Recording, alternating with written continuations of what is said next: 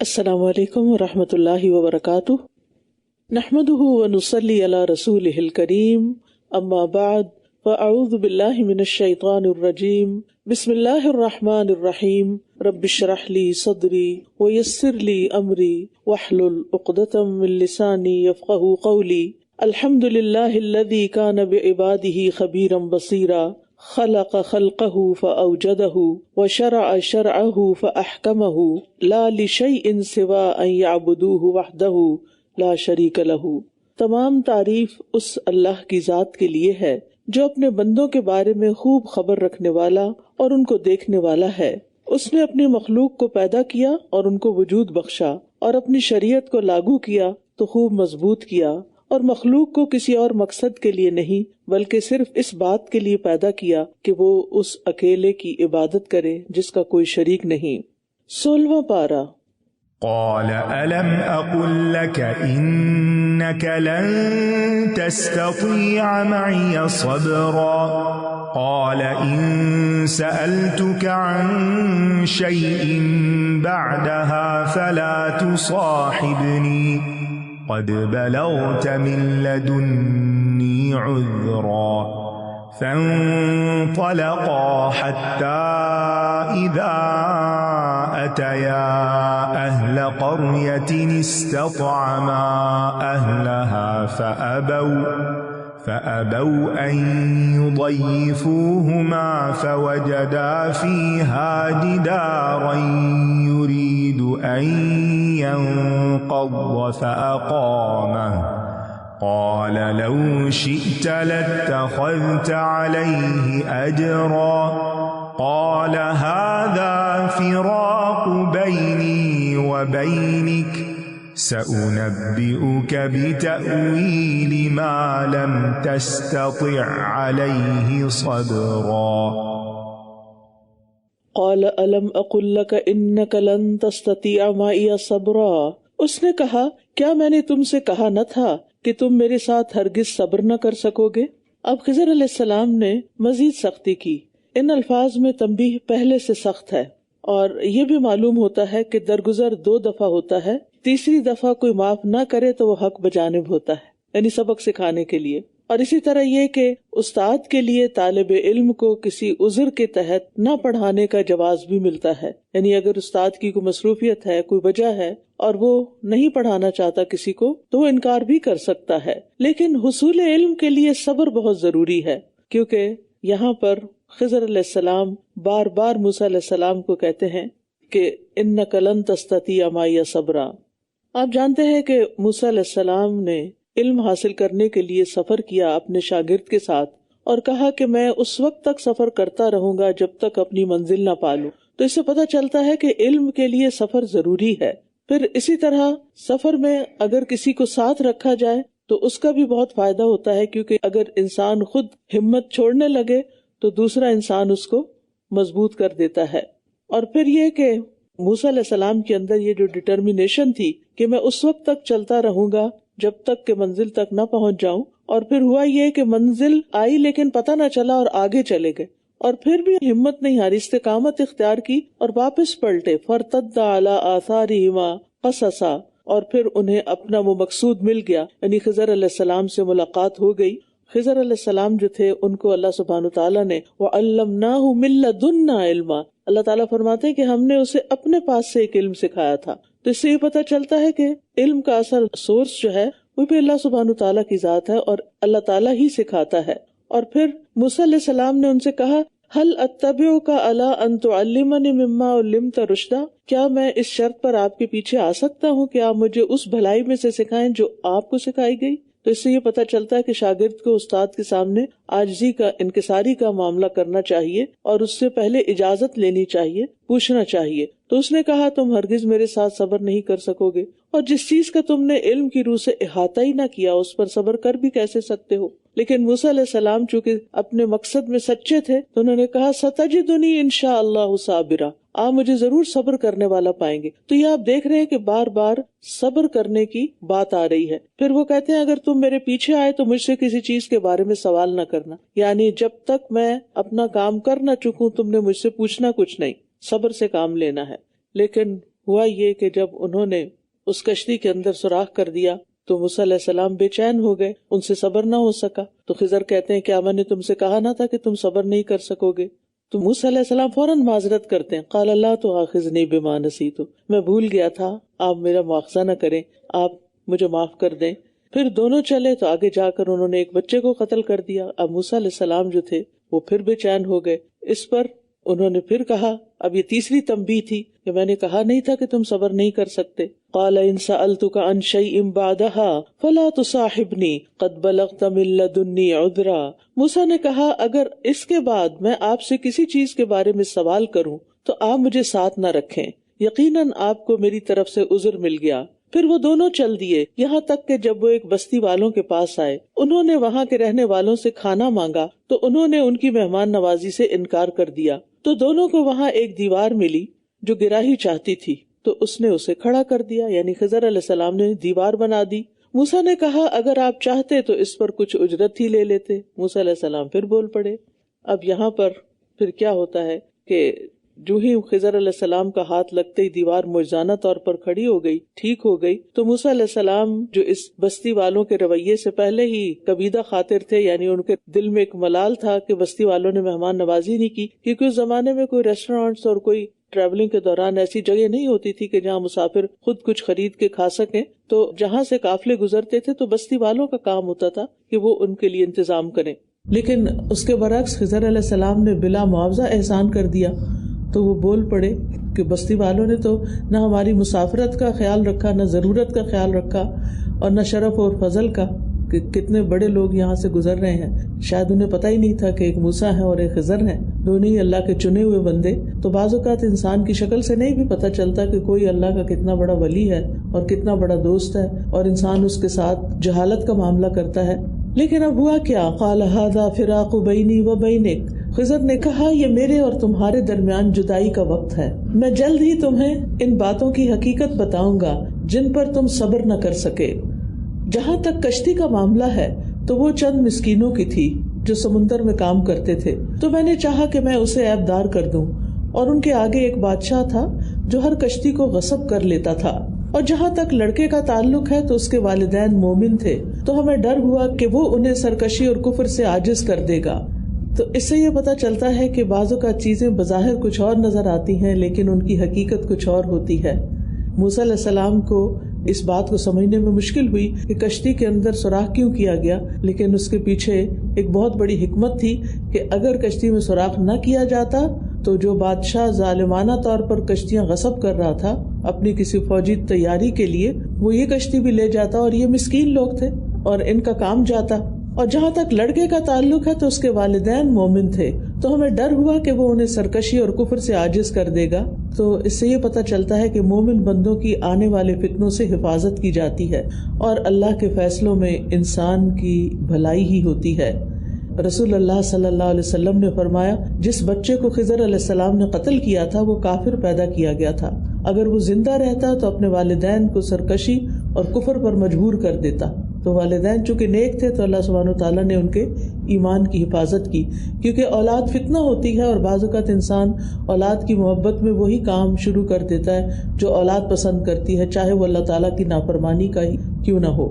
فَأَرَدْنَا أَن يُبْدِلَهُمَا رَبُّهُمَا خَيْرًا مِّنْهُ زَكَاةً وَأَقْرَبَ رَحْمًا. تو ہم نے چاہا کہ ان دونوں کو ان کا رب اس کے بدلے اس سے زیادہ پاکیزگی والا اور شفقت میں قریب تر بچہ عطا کرے.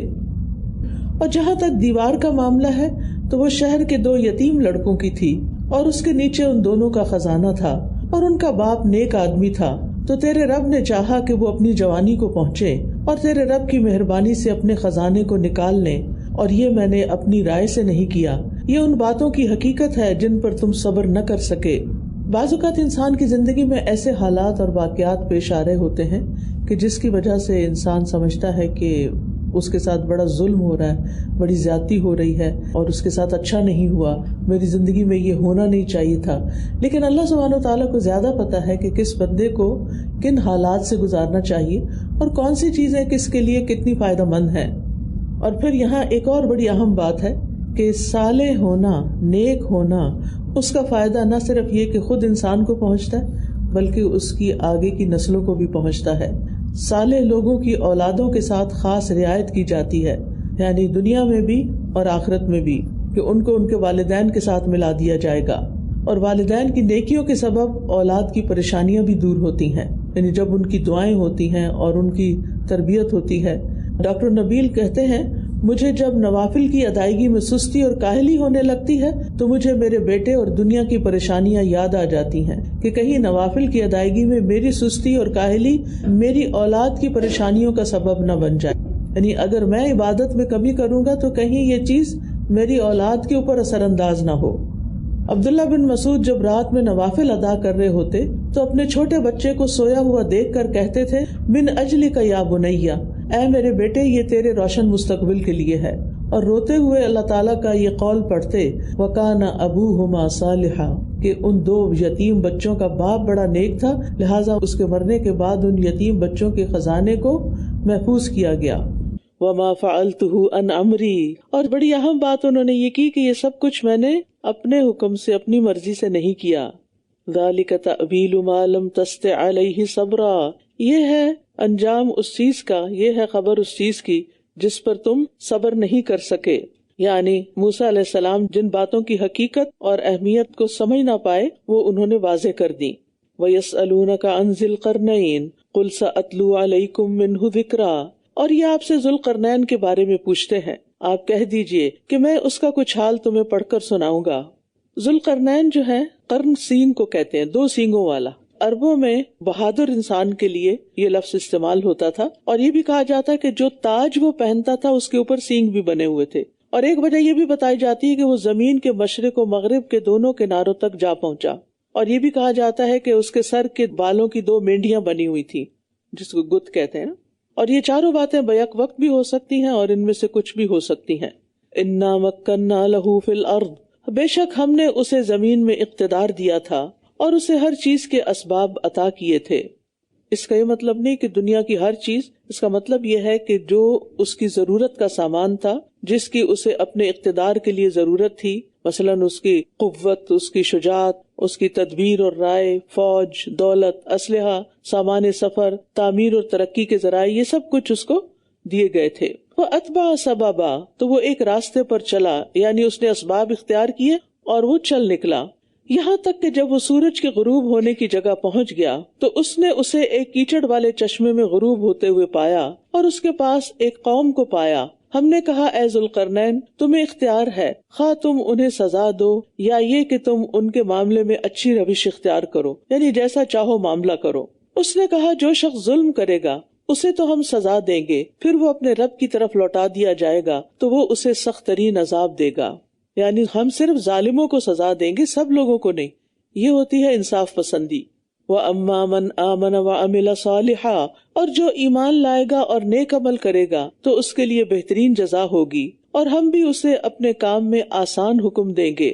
ثُمَّ أَتْبَعَ سَبَبًا، پھر وہ ایک اور راستے پر چلا، یعنی اس بستی سے فارغ ہو کے ایک اور مہم اختیار کی، اسباب کو اختیار کیا، یہاں تک کہ جب وہ سورج کے طلوع ہونے کی جگہ پہنچا تو اس نے اسے ایسے لوگوں پر طلوع ہوتے ہوئے پایا کہ جن کے لیے ہم نے سورج سے بچاؤ کے لیے کوئی اوٹ نہیں بنائی تھی۔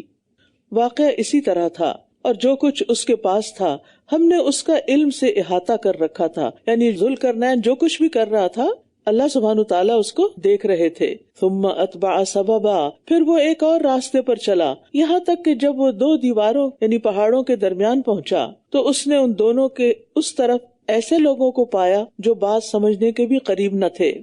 انہوں نے کہا، اے ذوالقرنین، بے شک یاجوج اور ماجوج اس زمین میں فساد کرتے ہیں، تو کیا ہم تمہارے لیے کچھ خرچ کا انتظام کر دیں تاکہ تم ہمارے اور ان کے درمیان ایک دیوار بنا دو؟ اب سوال یہ پیدا ہوتا ہے کہ ان کی تو کوئی بات ہی نہیں سمجھتا تھا، تو ذوالقرنین کو اتنی بڑی بات کیسے سمجھ آ گئی؟ یعنی کیسے گفتگو کی، کمیونیکیٹ کیسے کیا؟ ایک تو یہ ہے کہ ہو سکتا ہے کہ اشاروں کی زبان سے بات سمجھائی ہو، اور دوسرا یہ بھی ہو سکتا ہے کہ اللہ تعالیٰ نے ان کو اس بولی کی سمجھ دے دی ہو، جہاں اتنے اسباب اور دیے تھے، اتنے ریسورسز دیے تھے، وہاں یہ بھی دیا، جیسے داؤد اور سلیمان علیہ السلام کو اللہ تعالیٰ نے پرندوں کی بولیاں سکھا دی تھی، اور سلیمان علیہ السلام تو چونٹی کی زبان بھی سمجھتے تھے۔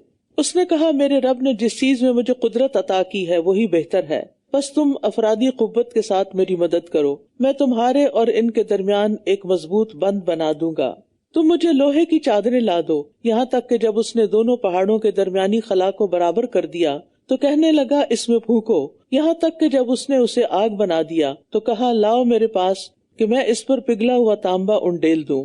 دیوار کے متعلق اصل معلومات تو اللہ تعالیٰ بہتر جانتا ہے، اور یہ بھی کہ اس میں لوہے اور تانبے کی کتنی مقدار صرف ہوئی اور اس کی بلندی تک اس لوہے کو سرخ کیسے کیا گیا، کیونکہ بہت اونچی دیوار بنائی گئی تھی، یعنی زمین پر تو کوئی چیز جلا کے اسے گرم کر کے، لیکن اسے پھر اتنا اوپر چڑھایا کیسے گیا۔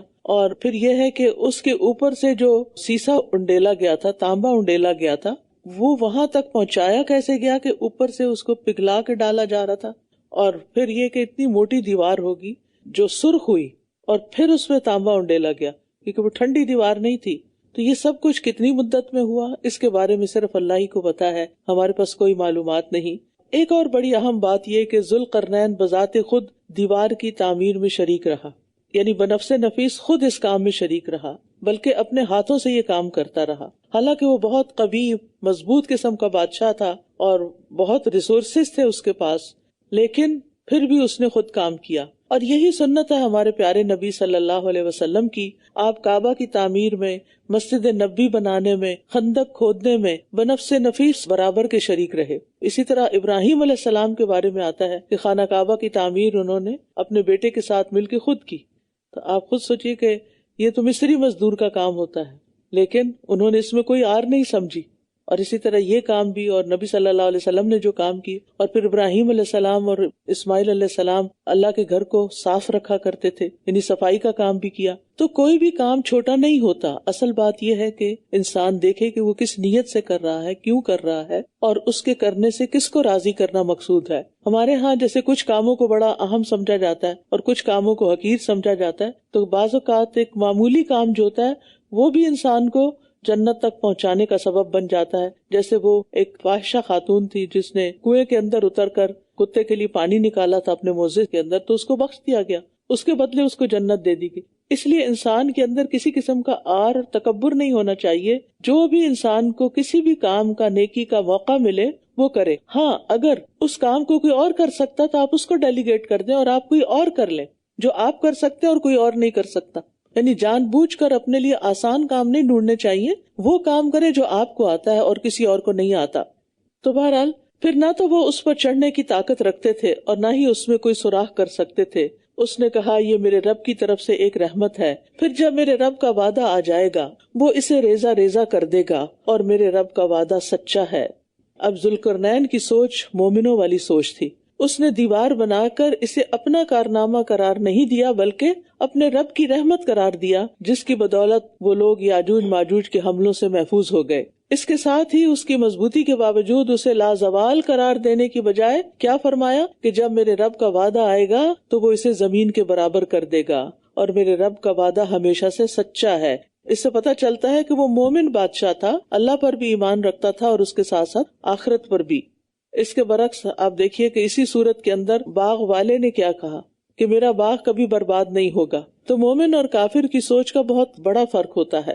اور اس دیوار کے پیچھے یاجوج ماجوج تھے، اور یاد رکھیے کہ یاجوج ماجوج روزانہ دیوار میں سوراخ کرتے ہیں، حدیث سے ہمیں پتہ چلتا ہے، مسند احمد کی روایت ہے۔ اور جب اتنا سوراخ کر لیتے ہیں کہ جس سے سورج کی شعاعیں دیکھ سکیں تو ان کا سردار کہتا ہے کہ اب واپس لوٹ چلو، کل تم اسے گرا دو گے، لیکن وہ اگلے دن واپس آتے ہیں تو پہلے سے زیادہ مضبوط ہو چکی ہوتی ہے۔ یہ سلسلہ اس وقت تک چلتا رہے گا جب تک وہ اپنی مدت کو نہیں پہنچ جاتے کہ جب انہیں نکلنا ہے، اور جب اللہ عز و جل کا ارادہ ہوگا کہ اب انہیں لوگوں پر مسلط کر دیں تو وہ اس میں سوراخ کریں گے، اور جب اتنا سوراخ کر چکیں گے کہ جس سے سورج کی شعاعیں دیکھ سکیں تو ان کا سردار کہے گا کہ اب واپس چلو، کل تم انشاءاللہ اسے گرا دو گے۔ چنانچہ جب وہ اگلے دن واپس آئیں گے تو دیوار اسی حالت پر ہوگی جس پر وہ اسے چھوڑ کر گئے ہوں گے، اور وہ اسے گرا کر لوگوں پر چڑھ دوڑیں گے۔ اور پھر یہ کہ اللہ کے نبی عیسیٰ علیہ السلام اور ان کے ساتھی جو ہیں وہ محصور ہو کر رہ جائیں گے، کیونکہ ہر طرف یاجوج ماجوج پھیل جائیں گے، حتیٰ کہ ان میں سے کسی ایک کے لیے بیل کا سر اس سے بہتر قیمتی ہوگا جتنا آج تمہارے لیے 100 دینار ہے، یعنی اتنے مشکل حالات ہو جائیں گے۔ اللہ کے نبی عیسیٰ علیہ السلام اور ان کے ساتھی گڑ گڑا کر دعائیں کریں گے تو اللہ تعالیٰ یاجوج ماجوج پر ان کی گردنوں میں کیڑے کا عذاب نازل کر دے گا، تو وہ سب ایک انسان کے مرنے کی طرح اس کا شکار ہو جائیں گے۔ پھر اللہ کے نبی عیسیٰ علیہ السلام اور ان کے ساتھی اتر کر میدانی زمین پر آئیں گے تو انہیں زمین میں ایک بالشت بھر بھی جگہ نہیں ملے گی جو ان کی گندگی اور بدبو سے بھری ہوئی نہ ہو، کیونکہ لاشیں ہی لاشیں پوری زمین پر ہوں گی۔ اس پر اللہ کے نبی عیسیٰ علیہ السلام اور ان کے ساتھی اللہ کے سامنے گڑ گڑائیں گے تو اللہ بختی اونٹوں جیسی لمبی گردنوں والے پرندے بھیجے گا جو انہیں اٹھائیں گے اور جہاں اللہ چاہے گا جا پھینکیں گے۔ پھر اللہ ایسی بارش بھیجے گا جس سے کوئی گھر اینٹوں کا ہو یا اون کا اوٹ مہیا نہیں کر سکے گا، وہ زمین کو دھو کر شیشے کی طرح صاف چھوڑ دے گی۔ تو یہ ہونے والا ہے، اور یہ یاجوج ماجوج کے بارے میں صحیح احادیث سے معلومات ملتی ہیں۔ تو اللہ تعالیٰ ہر فتنے سے بچائے۔ اور پھر آپ دیکھیے کہ دونوں مرتبہ عیسیٰ علیہ السلام کا رویہ کیا ہے، دعا، گڑ گڑا کے دعا وہ خود بھی کرتے ہیں اور ان کے ساتھی بھی کرتے ہیں۔ تو مشکلات کا حل یہی ہوتا ہے، جب مشکل آئے اللہ کے آگے آہوزاری کریں۔ وَتَرَكْنَا بَعْدَهُمْ يَوْمَئِذٍ يَمُوجُ فِي بَعْضٍ وَنُفِخَ فِي الصُّورِ فَجَمَعْنَاهُمْ جَمْعًا، اور اس دن ہم ان کے بعض کو چھوڑ دیں گے کہ بعض میں موجوں کی طرح ٹکرائیں، اور سور میں پھونک دیا جائے گا تو ہم ان سب کو اکٹھا کر کے جمع کر لیں گے۔ یعنی اس دن سے مراد ہے کہ ذوالقرنین کی بنائی ہوئی دیوار کے مسمار ہونے کے دن یاجوج ماجوج سمندر کی موجوں کی طرح بے حساب تعداد میں یلغار کرتے ہوئے نکلیں گے۔ اسی کیفیت کو سورۃ الانبیاء میں بیان کیا گیا، وَهُم مِّن كُلِّ حَدَبٍ يَنسِلُونَ، کہ وہ ہر بلند جگہ سے دوڑتے ہوئے اتریں گے، اور اس دن ہم جہنم کو کافروں کے سامنے پیش کر دیں گے۔ وہ لوگ جن کی آنکھیں میرے ذکر سے پردے میں تھیں اور وہ سننے کی استطاعت بھی نہ رکھتے تھے، کیا پھر وہ لوگ جنہوں نے کفر اختیار کیا یہ سمجھتے ہیں کہ وہ مجھے چھوڑ کر میرے ہی بندوں کو کارساز بنا لیں گے؟ بے شک ہم نے تو جہنم کو کافروں کے لیے بطور مہمانی تیار کر رکھا ہے۔ اب یہاں پر آپ دیکھیے کہ بندوں کو جو کارساز بنانا ہے، جیسے مسیح علیہ السلام کو بنا لیا گیا، عزیر علیہ السلام کو، روح القدس کو، فرشتوں کو اور دیگر مخلوقات کو، تو قیامت کے دن ان میں سے کوئی بھی کام نہیں آئے گا۔ قُلْ هَلْ نُنَبِّئُكُمْ بِالْأَخْسَرِينَ أَعْمَالًا، آپ کہہ دیجئے کیا ہم تمہیں بتائیں کہ اعمال کے اعتبار سے سب سے زیادہ خسارے میں کون ہے؟ الَّذِينَ ضَلَّ سَعْيُهُمْ فِي الْحَيَاةِ الدُّنْيَا، یہ وہ لوگ ہیں جن کی ساری کوششیں دنیا کی زندگی ہی میں گم ہو گئیں اور وہ سمجھتے رہے کہ وہ بہت اچھے کام کر رہے ہیں۔ یہ کون لوگ ہیں؟ جو دنیا میں رہ رہے ہیں دنیا کے لیے، آخرت کی فکر نہیں کرتے، اور سمجھتے ہیں کہ دنیا کو خوبصورت بنانے کے لیے اور ترقی دینے کے لیے جو کام انہوں نے کیے ہیں وہ بہت شاندار ہیں اور یہ ان کو آگے بھی شاید فائدہ دیں گے، نہیں، اور وہ سمجھتے ہیں کہ بہت اچھا کر رہے ہیں، یعنی دنیا میں ڈوبے ہوئے ہیں، غافل ہیں، اور ساتھ ہی یہ سمجھتے ہیں کہ وہ جو کر رہے ہیں بہت اچھا کر رہے ہیں۔ حالانکہ جو کام آخرت کی نیت سے نہ کیا جائے اور صرف دنیا کے فائدے کے لیے کیا جائے، اس کا فائدہ پھر صرف دنیا تک ہی ملتا ہے انسان کو، اور پھر اگر عقیدے کی خرابی بھی ہو یا ریاکاری بھی ہو تو مزید عمل کو ضائع کر دیتی ہے۔ یعنی دنیا کا کام بھی اللہ کی رضا کے لیے کیا جائے تو اجر و ثواب کا باعث ہے، اور دین کا کام بھی دنیا کے فائدے کے لیے کیا جائے تو اس کا کچھ بھی فائدہ نہیں ملنے والا۔ اور اسی طرح آپ دیکھیے کہ تنہائی میں حرام کام کرنے والوں کے اعمال بھی ضائع ہو جائیں گے۔ ثوبان رضی اللہ عنہ سے روایت ہے کہ نبی صلی اللہ علیہ وسلم نے فرمایا، میں اپنی امت کے ان لوگوں کو جانتا ہوں جو قیامت کے دن تہامہ پہاڑوں کی مانند ڈھیروں نیکیاں لے کر آئیں گے، لیکن اللہ ان کی نیکیوں کو فضا میں پھیلے ہوئے غبار کے باریک ریزوں کی طرح بے اہمیت کر دے گا۔ ثوبان نے کہا ہے اللہ کے رسول ایسے لوگوں کی صفات بیان کر دیجئے، یعنی ان کی ذرا وضاحت کر دیجئے، کہیں ایسا نہ ہو کہ ہم لا علمی میں ان کی صف میں کھڑے ہو جائیں۔ آپ نے فرمایا خبردار، وہ تمہارے ہی بھائی ہوں گے، تمہاری ہی نسل سے ہوں گے، رات کو تمہاری طرح قیام کریں گے، لیکن وہ ایسے لوگ ہوں گے کہ تنہائیوں میں اللہ کے حرام کردہ امور کا ارتکاب کریں گے، اکیلے میں حرام کام کریں گے۔ تو جو انسان متقی ہوتا ہے وہ صرف اس وقت نیک نہیں ہوتا جب لوگ اسے دیکھ رہے ہوں، وہ صرف محفل میں نیک نہیں بنتا یا مخصوص جگہوں پر جا کر نیک نہیں ہوتا، وہ اکیلا بھی ہو تو نیک ہی ہوتا ہے، وہ تنہائی میں ہو تو بھی نیک ہوتا ہے۔ وہ اس وقت یہ سمجھتا ہے کہ اس وقت مجھے اللہ دیکھ رہا ہے جو بندوں سے بھی زیادہ بڑا ہے۔ تو اس لیے ہم سب دیکھیں کہ ہم تنہائی کیوں چاہتے ہیں، یہ اکیلے میں ہم کیا کام کرتے ہیں، اور خاص طور پر یہ بہت بڑا فتنہ کہ اس وقت سیل فون پر ہر غلط چیز اویلیبل ہے، یو نیم اٹ، اور جن لوگوں کو اس کی ایڈکشن ہو جاتی ہے پھر انہیں تنہائی چاہیے ہوتی ہے کہ کوئی نہ دیکھے کہ میں کیا کر رہا ہوں۔ تو اپنے بچوں کو بھی یہ حدیث بتائیے کہ ماں باپ ہی کا دیکھنا نہیں ہوتا، سب سے بڑھ کر تو اللہ تعالیٰ دیکھتا ہے، کیونکہ ماں باپ کب تک دیکھ سکتے ہیں، اور کتنا روک سکتے ہیں. ان کے اپنے اندر ایک ڈیٹرنٹ ہونا چاہیے اور اپنے اندر ایک میزان ہونا چاہیے کہ وہ خود اچھے برے میں فرق کر سکیں. یہی وہ لوگ ہیں جنہوں نے اپنے رب کی آیات کا اور اس کی ملاقات کا انکار کیا تو ان کے اعمال ضائع ہو گئے. بس قیامت کے دن ہم ان کے لیے کوئی وزن قائم نہ کریں گے. یہی جہنم ان کا بدلہ ہے، اس لیے کہ انہوں نے کفر کیا اور میری آیات اور میرے رسولوں کو مذاق بنا لیا تھا. بے شک جو لوگ ایمان لائے اور انہوں نے نیک عمل کیے ان کے لیے فردوس کے باغات بطور مہمانی ہوں گے. یعنی پیچھے کفار کا صلہ بتایا جا رہا ہے اور یہاں اہل ایمان کی مہمانی کا ذکر ہے. اور فردوس ایسے باغ کو کہتے ہیں جس میں تمام باغوں کے درخت، پھول اور پودے ہوں، یعنی ہر طرح کے پودے اور پھل پھول ہوں.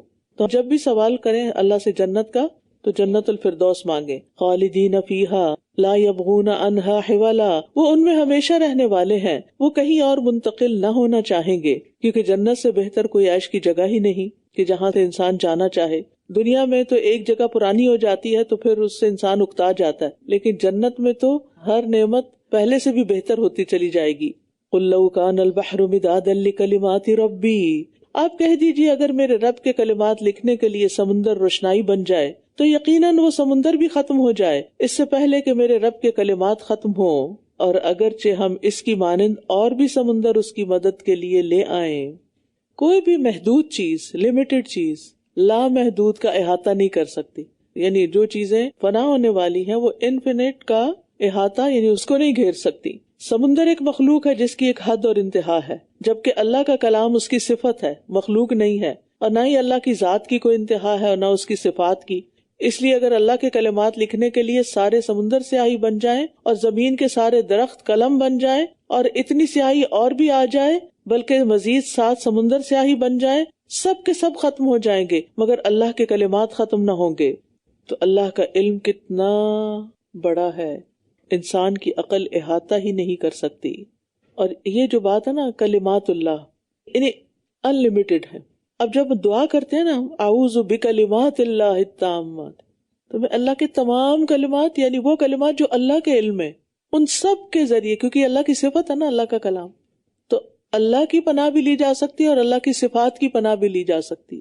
تو میں ان سارے کلمات یعنی جو بھی حفاظت کے کلمات ہیں یا اس کے علاوہ کلمات، ان سب کے ذریعے میں اللہ کی پناہ میں دیتی ہوں اپنے آپ کو یا اپنے بچوں کو. جیسے ابن عباس کہتے ہیں کہ نبی صلی اللہ علیہ وسلم حضرت حسن اور حسین رضی اللہ عنہ کو دم کرتے اور فرماتے تمہارے دادا ابراہیم علیہ السلام بھی انہی کلمات سے اسماعیل اور اسحاق علیہ السلام کو دم کرتے تھے. اعوذ بکلمات اللہ التامات من کل شیطان وہامۃ ومن کل عین لامۃ.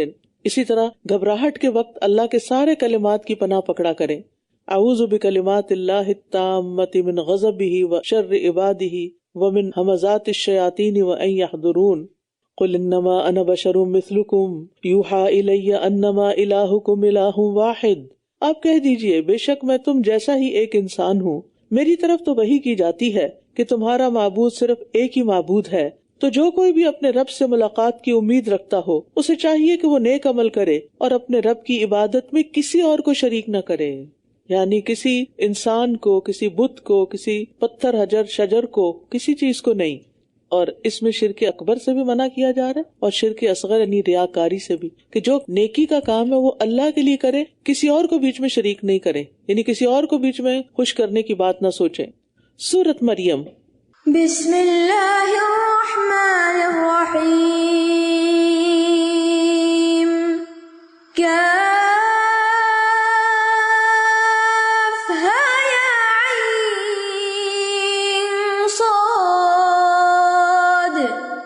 ذکر رحمت ربک عبده زکریا اذ نادى ربه نداء خفیا قال رب إني وهن العظم مني واشتعل الرأس شيبا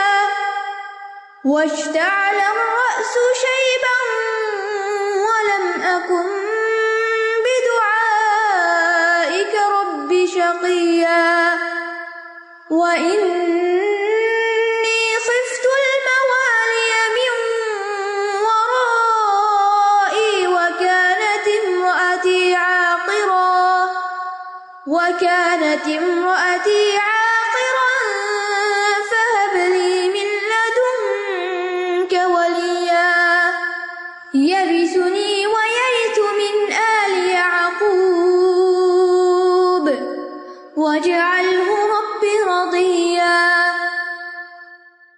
کاف ہا یا عین صاد، یہ ذکر ہے آپ کے رب کی رحمت کا اپنے بندے زکریا پر۔ زکریا علیہ السلام انبیاء بنی اسرائیل میں سے ہیں۔ یہ بڑھئی تھے، کارپینٹر، اور ان کا پیشہ ان کا ذریعہ آمدنی تھا۔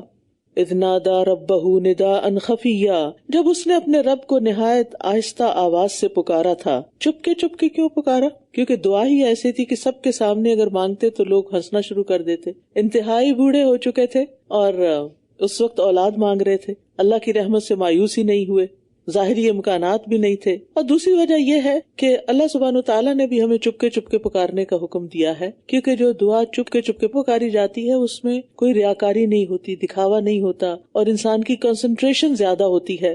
اس نے کہا، اے میرے رب، بے شک میری ہڈیاں کمزور ہو گئی ہیں اور میرا سر بڑھاپے سے بھڑک اٹھا ہے، اور اے میرے رب، میں تجھ سے دعا مانگ کر کبھی نامراد نہیں ہوا۔ یعنی جس طرح لکڑی آگ سے بھڑک اٹھتی ہے، اسی طرح میرا سر بالوں کی سفیدی سے بھڑک اٹھا ہے، یعنی انتہائی شدید بوڑھا ہو چکا ہوں۔ تو اس سے یہ پتہ چلتا ہے کہ اگر ظاہری اسباب نہ بھی ہوں تو دعائیں کرتے رہنا چاہیے۔ یہ بہت بڑی اگزامپل ہے۔ آپ کو زندگی میں بہت سی چیزیں مشکل لگتی ہوں گی اور آپ سوچتے ہوں گے یہ نہیں ہو سکتا، یہ بھلا کیسے ہو سکتا ہے۔ آپ اپنے آپ کو نہ دیکھیں، آپ انسانوں کو نہ دیکھیں، آپ دنیا کے وسائل کو نہ دیکھیں، آپ اللہ رب العزت کی قدرت کو دیکھیں، اس کی رحمت کو دیکھیں، اس کے کمال کو دیکھیں۔ اس کے لیے تو کوئی کام بھی کرنا کن فیکون ہے، اس کے لیے کچھ بھی مشکل نہیں۔ اس لیے جو بھی آپ کے زندگی میں، آپ کے دل میں تمنائیں ہیں، دعائیں ہیں، مقاصد ہیں، کچھ بھی آپ کرنا چاہتے ہیں، تو کوشش کے ساتھ ساتھ مانگتے رہیں، مانگتے رہیں، مانگتے رہیں۔ کبھی بھی نا امید نہ ہو، کبھی بھی مایوس نہ ہو، کبھی بھی اللہ سے ناراض نہ ہو، کبھی بدگمان نہ ہو، کبھی یہ خیال آئے ہی نہ کہ نہیں اللہ میری دعا نہیں قبول کرے گا۔ اللہ نے تو شیطان کی بات بھی مان لی تھی، تو ہم الحمدللہ ایمان والے ہیں، اللہ سے محبت کرتے ہیں، بھلا وہ ہماری دعا کیوں نہیں قبول کرے گا؟ اور اگر اللہ سبحانہ تعالیٰ کی حکمت اس بات کا تقاضا کرتی ہے کہ اس کو یہ چیز دنیا میں دینے کی بجائے اس کے بدلے اس کے درجات آخرت میں بلند کر دیے جائیں، تو یہ بھی ہمارے لیے سراسر فائدے کی بات ہے۔ لیکن مایوسی سے نکل آئیں، ظاہری اسباب نہ بھی ہوں تو دعائیں کرتے رہیں۔ اور بے شک مجھے اپنے پیچھے وارثوں کا ڈر ہے، اور میری بیوی بانجھ ہے، پس تو مجھے اپنے پاس سے ایک وارث عطا کر دے۔ موالی جو ہے مولا کی جمع ہے، اس سے مراد قریبی رشتہ دار، چچا کے بیٹے جو اولاد نہ ہونے کی صورت میں وارث بنتے ہیں، عصبات جو ہیں۔ تو مطلب یہ ہے کہ مجھے ان میں سے کوئی ایسا شخص نظر نہیں آتا کہ جو اس لائق ہو کہ میرے مرنے کے بعد بنی اسرائیل کی رہنمائی کا فریضہ سر انجام دے سکے، اور میرا اور آل یعقوب کا علمی اور عملی وارث بن سکے، جس سے تیرے دین پر عمل اور اس کی دعوت و تبلیغ کا سلسلہ جاری رہ سکے۔ بلکہ مجھے ان سے یہ خطرہ ہے کہ وہ دین کو بگاڑ دیں گے اور اپنی منمانیاں کریں گے۔ تو آپ دیکھیے کہ اولاد مانگنے کا مقصد بھی کیا ہے۔ ہم میں سے عام انسان جو دنیا دار لوگ ہیں، وہ جب اولاد مانگتے ہیں تو کس لیے مانگتے ہیں؟ تاکہ وہ ہمارے مال کی وارث بنے، ہمارے بڑھاپے کا سہارا بنے۔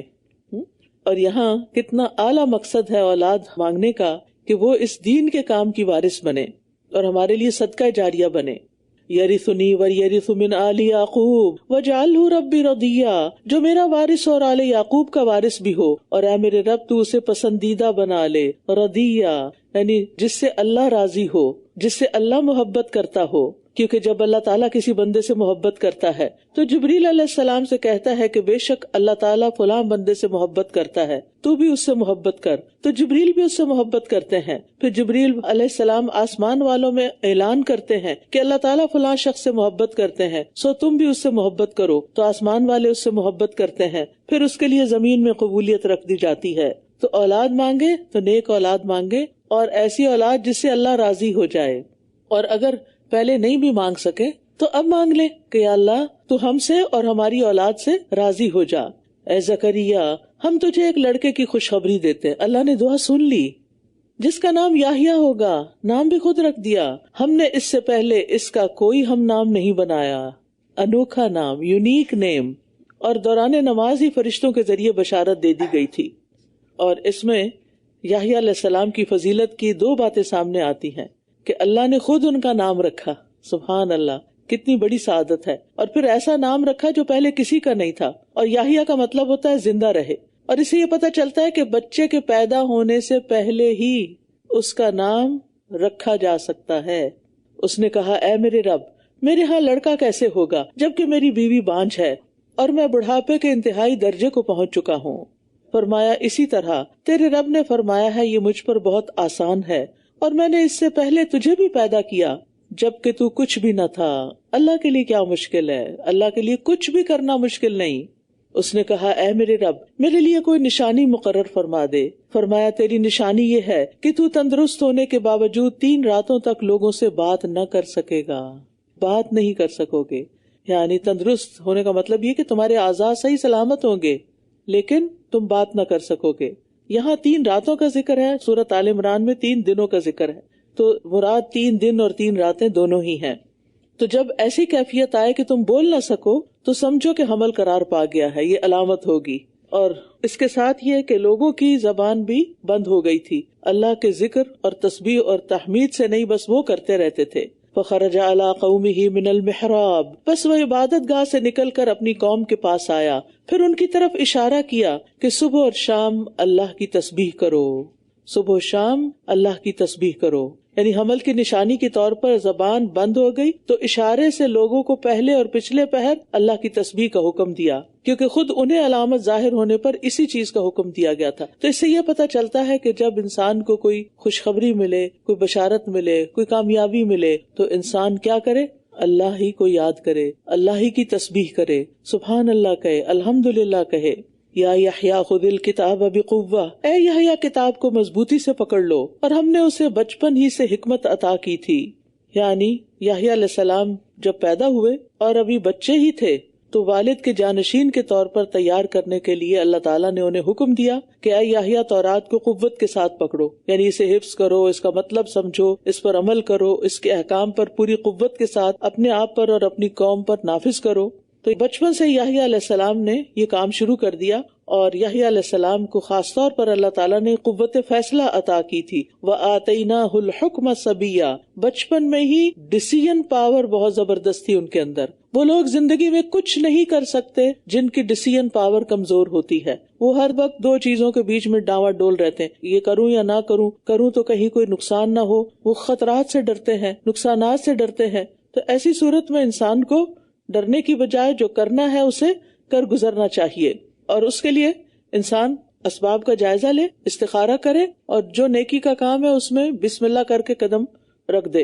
اور اگر کوئی یہ کہے کہ بچپن میں یہ سب کچھ کیسے ہو سکتا ہے، آج بھی آپ دیکھیں، آپ نیوز میں دیکھتے رہتے ہیں، اب تو ویڈیوز بھی آنے لگ جاتی ہیں کہ بعض بچے بچپن میں ہی بات کر رہے ہوتے ہیں، کلام حفظ کیا ہوتا ہے اللہ تعالیٰ کا، اور انہونی چیزیں ان سے صادر ہو رہی ہوتی ہیں۔ پہلے زمانے میں تو یہ بلیو کرنا شاید مشکل تھا، لیکن آج تو ہم اپنی آنکھوں سے دیکھ لیتے ہیں وہ ویڈیوز جن کے اندر یہ ساری چیزیں ہو رہی ہوتی ہیں۔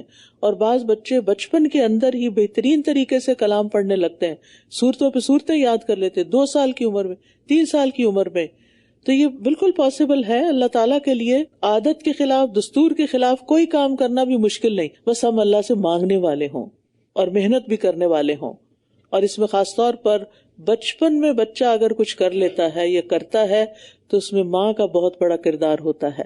مائیں ہی ہوتی ہیں جو بچوں کی تعمیر کرتی ہیں، ان کو بچپن سے ادب آداب اور اخلاق سکھاتی ہیں، اور مائیں ہی ہوتی ہیں جو اپنی غفلت کی وجہ سے، اپنی آرام طلبی کی وجہ سے ان کو ضائع کر دیتی ہیں۔ وَحَنَانًا مِن لَّدُنَّا وَزَكَاةً وَكَانَ تَقِيًّا، اور اپنے پاس سے نرم دلی اور پاکیزگی عطا کی تھی، اور وہ نہایت پرہیزگار تھا، اور وہ اپنے والدین کے ساتھ نیک سلوک کرنے والا تھا اور سرکش نافرمان نہ تھا۔ عام طور پر جب بڑھاپے میں کسی کو اولاد ملتی ہے نا تو اس کو وہ اتنا لاڈ پیار دیتے ہیں کہ وہ بگڑ جاتی ہے، مغرور ہو جاتی ہے۔ جو لاڈلے بچے ہوتے ہیں، اکلوتے بچے ہوتے ہیں، عموماً آپ ان کا حال دیکھیں، عموماً وہ بات نہیں مانتے، نافرمان ہوتے ہیں۔ لیکن یحییٰ علیہ السلام ایسے نہیں تھے، وہ ماں باپ کے ساتھ بہت نیک سلوک کرنے والے تھے، اور والدین کے ساتھ نیک سلوک میں سب سے پہلی بات یہ کہ ان کی اطاعت کی جائے، جو وہ کہیں وہ کر دیا جائے۔ اور پھر یہ کہ وہ والدین کے لیے آنکھوں کی ٹھنڈک بھی تھے۔ جس طرح کی دعا مانگی زکریا علیہ السلام نے، اللہ نے اس سے بھی بڑھ کر بہترین بچہ ان کو عطا کیا۔ وَسَلَامٌ عَلَيْهِ يَوْمَ وُلِدَ وَيَوْمَ يَمُوتُ وَيَوْمَ يُبْعَثُ حَيًّا، اور سلام ہے اس پر جس دن وہ پیدا ہوا اور جس دن وہ فوت ہوگا اور جس دن وہ دوبارہ زندہ کر کے اٹھایا جائے گا۔ یہ 3 وقت انتہائی پریشانی کے وقت ہیں، اور وہ ان 3 اوقات میں ہر پریشانی سے سلامت رہیں گے۔ وَاذْكُرْ فِي الْكِتَابِ مریم، اور کتاب میں مریم کا ذکر کیجیے جب وہ اپنے گھر والوں سے الگ ہو کر مشرق کی طرف ایک مکان میں آ گئی تھی. یعنی مریم علیہ السلام جو تھی، جو کہ اسی فیملی سے تھی، تو ان کا بھی ذکر ساتھ ہی آ گیا ہے. اور وہ علیحدہ ہونے کا مطلب کیا ہے کہ مسیح علیہ السلام کی پیدائش کی خاطر وہ پہلے تو ہیکل میں تھی اور وہاں دن رات عبادت کرتی تھی، لیکن جب حمل کے آثار نظر آنے لگے تو دور ایک جگہ پر چلی گئی. اور کہا جاتا ہے کہ مسیح علیہ السلام کی پیدائش بھی وہیں ہوئی اور یہ بیت المقدس کے مشرقی جانب ہوئی تھی، اسی لیے نصارہ نے مشرق کو اپنا قبلہ بنایا ہوا ہے. پھر اس نے ان کی طرف سے پردہ کر لیا تو ہم نے اس کی طرف اپنی روح فرشتے کو بھیجا تو اس نے اس کے سامنے ایک مکمل انسان کی صورت اختیار کی. اس سے پتہ چلتا ہے کہ جبریل علیہ السلام پورے انسان کی شکل میں مریم علیہ السلام کے پاس آئے تھے. قالت انی اعوذ بالرحمن منک ان کنت تقیا، وہ کہنے لگی میں تجھ سے رحمان کی پناہ مانگتی ہوں اگر تو اللہ سے ڈرنے والا ہے. اب یہ مریم علیہ السلام اور جبریل علیہ السلام کی آپس کی بات چیت ہے. یعنی یہ صورتحال دیکھ کے کہ ان کے حجرے میں کبھی کوئی آیا نہیں، کوئی مرد انہوں نے کبھی دیکھا نہیں، تو یہ ایک نوجوان مرد کہاں سے آ گیا، تو سخت خوف زدہ ہو گئی. اور یہ بڑا ہی نازک وقت تھا، خود بھی نوجوان تھی اور سامنے نوجوان خوش شکل مرد کھڑا ہے اور تنہائی بھی تھی، کوئی دوسرا بھی پاس موجود نہیں. لیکن جو نوبارد تھا اس کا نورانی چہرہ دیکھ کر ان کو کچھ سمجھ تو آ گئی بات کہ یہ کوئی پرہیزگار انسان ہی معلوم ہوتا ہے، لہذا اللہ کا واسطہ دے کر کہا کہ میں تیری طرف سے رحمان کی پناہ میں آتی ہوں، یعنی اس بات سے کہ تو مجھ پر کسی قسم کی دست درازی کرے. اس نے کہا میں تو تیرے رب کا بھیجا ہوا ہوں، یعنی فرشتہ ہوں، تاکہ میں اللہ کے اذن سے تجھے ایک پاکیزہ لڑکا عطا کروں. وہ کہنے لگی میرے لیے کوئی لڑکا کیسے ہوگا جبکہ مجھے کسی انسان نے چھوا تک نہیں اور نہ ہی میں کوئی بدکار عورت ہوں. اس نے کہا اسی طرح ہوگا، تیرے رب نے فرمایا ہے کہ یہ مجھ پر بہت آسان ہے، اور تاکہ ہم اسے لوگوں کے لیے ایک نشانی اور اپنی طرف سے ایک رحمت بنا دیں، اور یہ کام طے شدہ ہے، یعنی یہ تو ہو کر ہی رہنا ہے. پھر وہ اس سے حاملہ ہو گئی تو اسے لے کر ایک دور کے مقام پر چلی گئی. یعنی جب حضرت مریم حاملہ ہو گئی تو اب اس علاقے میں رہنا انہیں پسند نہیں تھا، تو بیت المقدس والا حجرہ چھوڑ کر دور کے مقام پہ چلی گئی. کہا جاتا کہ یہ مقام بیت اللحم تھا اور یہ وہاں سے تقریباً 8 میل دور تھا. پھر درد ذہ اسے ایک کھجور کے تنے تک لے آیا، یعنی حجرے سے باہر آ گئی. وہ کہنے لگی اے کاش کہ میں اس سے پہلے ہی مر جاتی اور بھولی بسری ہو جاتی. تو فرشتے نے اسے اس کے نیچے سے پکارا کہ غم نہ کر، تیرے رب نے تیرے نیچے ایک نہر بہا دی ہے، غم نہ کر. اور کھجور کے تنے کو اپنی طرف ہلا، وہ تجھ پر پکی ہوئی تر و تازہ کھجوریں گرا دے گا. سبحان اللہ، کس طرح اللہ سبحانہ تعالیٰ نے ان کے لیے رزق کا انتظام کیا. تو اس سے پتہ چلتا ہے کہ جو عورت بچہ پیدا کرے اس کے لیے طاقت والی غذا ہونی چاہیے اور انرجی بھی آنی چاہیے اس کو.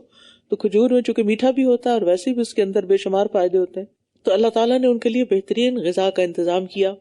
اگر اس سے کوئی بہتر ہوتی نفاس والی عورت کے لیے تو اللہ تعالیٰ وہ مریم علیہ السلام کو دیتے. نبی صلی اللہ علیہ وسلم نے فرمایا جس گھر میں کھجور نہیں وہ اس گھر کی مانند ہے جس میں کوئی کھانا نہیں. یعنی کھجور کھانے کا کام کرتی ہے. اور آج کل تو ماشاءاللہ آپ سب کے گھر میں کھجور ہوگی.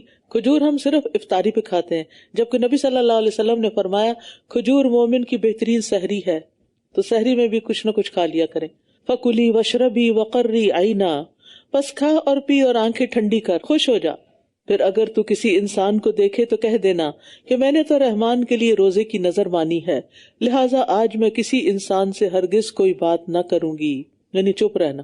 خاموشی بھی کئی باتوں کی بات ہوتی ہے، کئی سوالوں کا جواب ہوتی ہے. تو اس لیے ضروری نہیں ہوتا کہ اگر کوئی آپ پر کوئی الزام دھرے تو آپ فوراً بولنا شروع کر دیں، ڈیفینسو ہو جائیں اور بہت سی بحث شروع کر دیں. بہت سے مواقع پر خاموشی بولنے سے زیادہ بہتر ہوتی ہے. اللہ ہمیں وہ حکمت دے دے کہ ہم جیسے بولنا سیکھ گئے ہیں ایسے ہی خاموش رہنا بھی سیکھیں. پھر وہ اسے اٹھائے ہوئے اپنی قوم کے پاس لے آئی. وہ کہنے لگے اے مریم تو ایک عجیب چیز لائی ہے. یعنی اللہ کی کرامت کو دیکھ کر مریم علیہ السلام کو اطمینان ہو گیا کہ اللہ تعالیٰ اس کو رسوا نہیں ہونے دے گا. لیکن اب فکر تو تھی بہرحال قوم کیا ری ایکشن شو کرتی، اور قوم نے تو وہی کیا جو بنی اسرائیل کرتے ہیں.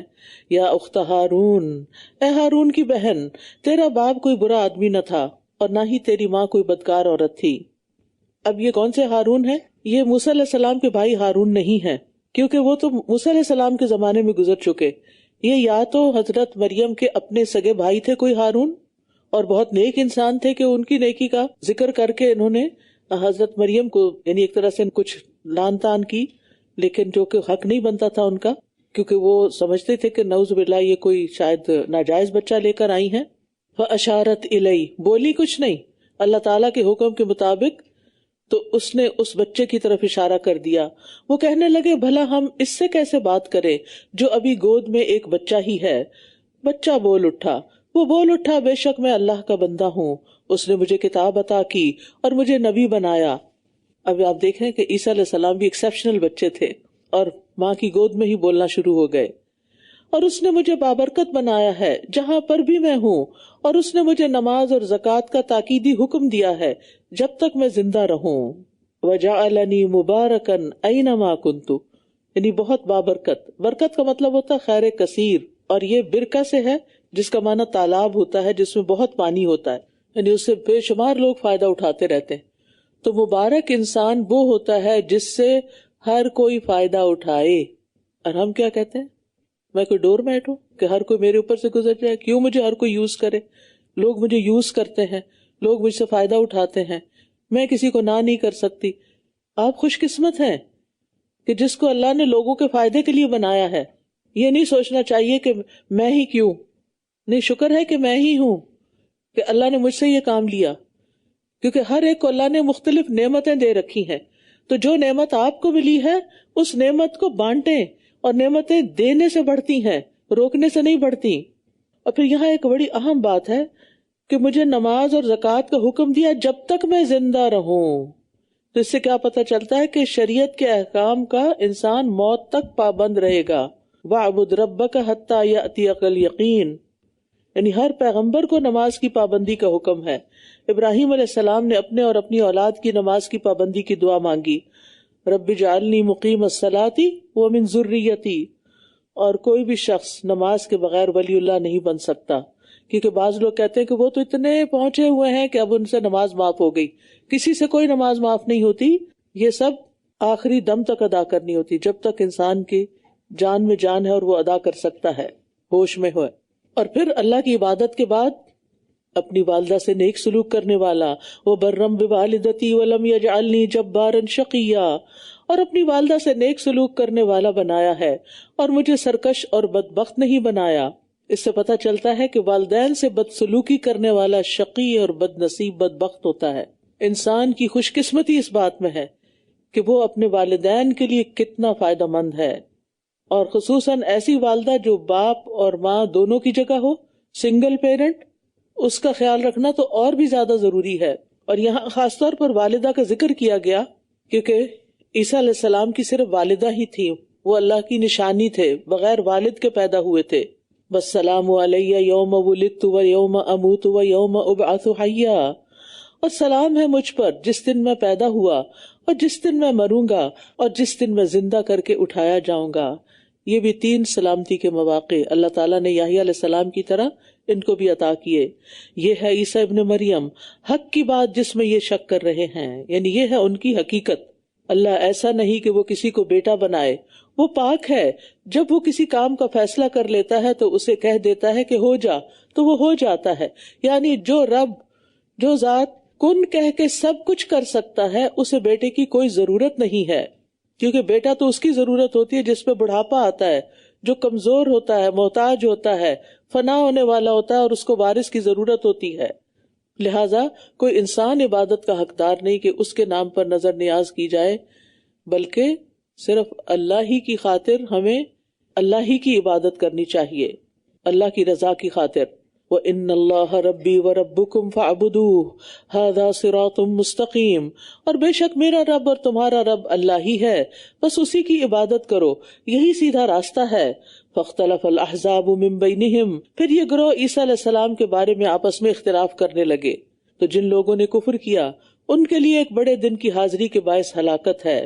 یعنی بنی اسرائیل کے اندر آپس میں ہی اختلاف ہو گیا ان کی حقیقت کے بارے میں، کیونکہ یہود نے انہیں ولد الزنا کہا اور جادوگر قرار دیا، اور نصارہ کئی گروہوں میں بٹ گئے، کسی نے کہا اللہ مسیح ہی تو ہے، کسی نے کہا مسیح اللہ کا بیٹا ہے، کسی نے کہا مسیح 3 معبودوں میں سے تیسرا ہے۔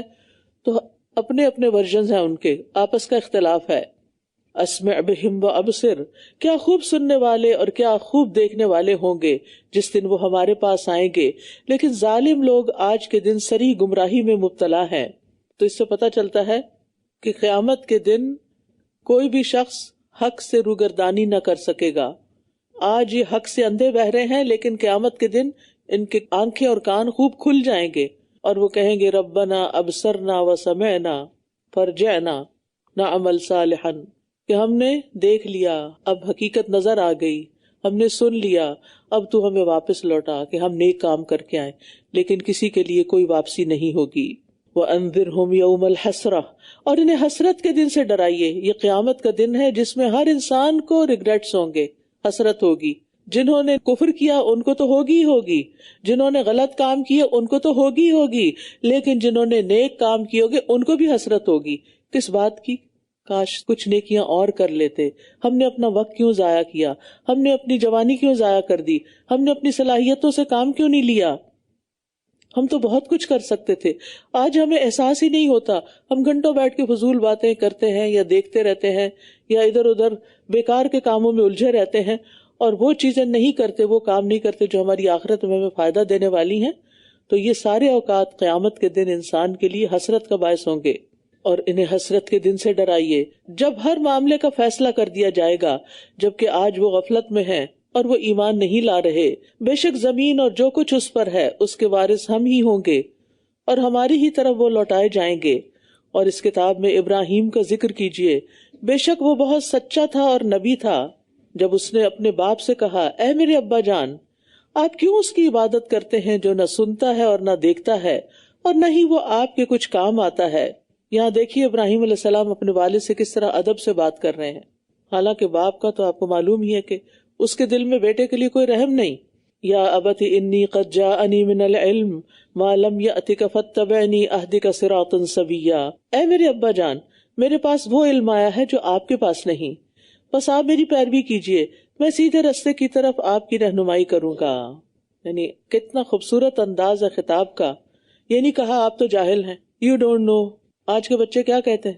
یو ڈونٹ نو مام، یو ڈونٹ نو، آپ کو کچھ پتا نہیں، ہنسنا شروع کر دیتے ہیں. لیکن یہاں آپ کتنے ادب سے کہتے ہیں کہ میرے پاس کچھ ایسا علم ہے جو آپ کے پاس نہیں، آپ میرے پیچھے چلیے، میرے پیچھے آئیے، میں آپ کو رستہ دکھاتا ہوں.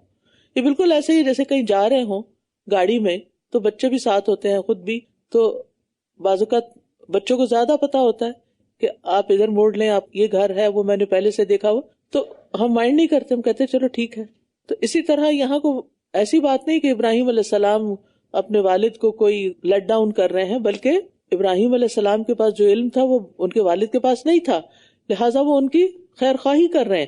اس سے یہ بات بھی پتہ چلتی ہے کہ اگر آپ کو اپنے والدین کے اندر کوئی غلطی نظر آتی ہے، کوئی عقیدے میں خرابی نظر آتی ہے، کوئی عبادات میں کمی نظر آتی ہے، تو پیار سے، محبت سے، اچھے انداز میں ان کو بتائیے تاکہ ان کی آخرت بھی بہتر ہو.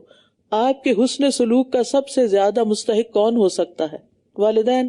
اور کچھ لوگ گھر والوں کی طرف تو توجہ ہی نہیں دیتے، سب سے پہلے اپنے اوپر کام نہیں کرتے، پھر اپنے بچوں کو کوئی اہمیت اور توجہ نہیں دیتے اور دنیا بھر کی اصلاح کے لیے نکل پڑتے ہیں. یہ انتہائی غلط طریقہ ہے. سب سے پہلے انسان کو اپنے اخلاق، اپنے معاملات، اپنے ایمان، اپنی عبادات کو بہتر کرنا چاہیے، کیونکہ اس کے بغیر آپ کی کوششیں قبول نہیں ہوں گی، بلکہ الٹا جرمانہ پڑ جائے گا. کہ دوسروں کو نماز کا طریقہ سکھا رہے تھے، خود اپنی نماز کیسی تھی، دوسروں کو نصیحت اور خود میاں فضیحت. تو یہ نہیں ہونا چاہیے. یہ ہم سب کے لیے، میرے لیے بھی، آپ کے لیے، سب کے لیے، کہ سب سے پہلا حق ہم پر ہمارے والدین کا ہے، پھر اس کے بعد ہماری اولاد کا ہے، شوہر کا ہے، بہن بھائیوں کا ہے، رشتہ داروں کا ہے، پھر باہر. نبی صلی اللہ علیہ وسلم نے سب سے پہلے تبلیغ کس کو کی تھی؟ سب سے پہلے مسلمان کون ہوا تھا؟ حضرت خدیجہ. پھر اس کے بعد قریبی رشتہ داروں کو بلایا تھا، دوست، یعنی جو جو قریب تھے. تو کسی بھی نیکی کے حقدار سب سے زیادہ قریب ترین لوگ ہوتے ہیں، اور اگر وہ نہ مانے تو سب سے زیادہ رو رو کر، گڑ گڑا کر انبیاء کی سنت کے مطابق ان کے لیے دعائیں کرنی چاہیے. یعنی ہم ان سے کبھی بھی بے نیاز نہیں ہو سکتے کہ اب وہ عمر کے اس حصے کو پہنچ گئے تو اب چھوڑو ان کو، ایڈلٹس ہیں، خود اپنے رسپانسبل ہیں، نماز پڑھیں یا نہ پڑھیں، ہماری کوئی ذمہ داری نہیں. ہماری ذمہ داری ہے ہماری ذمہ داری اگر ہے کہ اپنے نیبر کو بتائیں اور دنیا میں جا کے درس دیں، تو کیا ہماری ذمہ داری نہیں کہ اپنی اولاد کو بتائیں؟ وہ نہ مانے تو ان کی مرضی، لیکن بتانا ہمارا فرض ہے۔ یا ابت لا تعبد الشیطان، اے میرے ابا جان شیطان کی عبادت نہ کیجیے، بے شک شیطان رحمان کا بہت نافرمان ہے۔ اے میرے ابا جان میں ڈرتا ہوں کہ کہیں آپ کو رحمان کی طرف سے کوئی عذاب نہ آ پکڑے، یوں آپ شیطان کے دوست بن جائیں گے۔ یعنی یہاں پر انہیں بت پرستی کے برے انجام اور اس کے وبال اور عذاب سے بھی ڈرایا، اور اس میں بھی حسن ادب کو ملحوظ رکھا۔ یہ نہیں کہا کہ تم پہ عذاب آ پڑے گا، بلکہ فرمایا کہ میں ڈرتا ہوں کہ آپ پر رحمان کی طرف سے کوئی عذاب نہ آ جائے اور آپ شیطان کے ساتھی نہ بن جائیں۔ اس سے کیا پتہ چلتا ہے؟ شیطان کا ساتھی بننا بدترین عذاب ہے۔ عذاب کی سب سے بدترین قسم کے انسان ہر معاملے میں شیطان کی بات مانے، اور شیطان انسان کے اندر خواہشات کے راستے سے آتا ہے کہ صرف اپنی خواہشات کی پیروی کرے اور اللہ کی بات کو پیچھے ڈال دے۔ جب انسان صبح اٹھتا ہے نماز کے لیے تو شیطان اٹھنے نہیں دیتا، وہ تب کیا دیتا ہے ابھی تو بہت وقت ہے، ابھی سوئے رہو، لیکن انسان شیطان کو چھوڑ کر اپنے رب کی عبادت کے لیے اٹھ جاتا ہے۔ اس نے کہا اے ابراہیم کیا تو میرے معبودوں سے منہ موڑنے والا ہے؟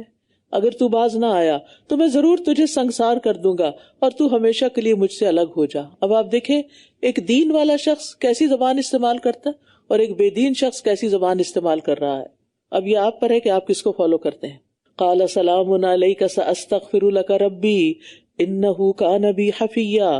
ابراہیم نے کہا سلام ہو آپ پر۔ دیکھیے وہ ڈانٹ رہے ہیں، وہ سخت بات کر رہے ہیں، مارنے کی دھمکیاں دے رہے ہیں، وہ کہہ رہے ہیں سلام ہو آپ پر، میں اپنے رب سے آپ کے لیے ضرور بخشش مانگوں گا، بے شک وہ مجھ پر بڑا ہی مہربان ہے۔ یہ ہوتی ہے خیر خواہی۔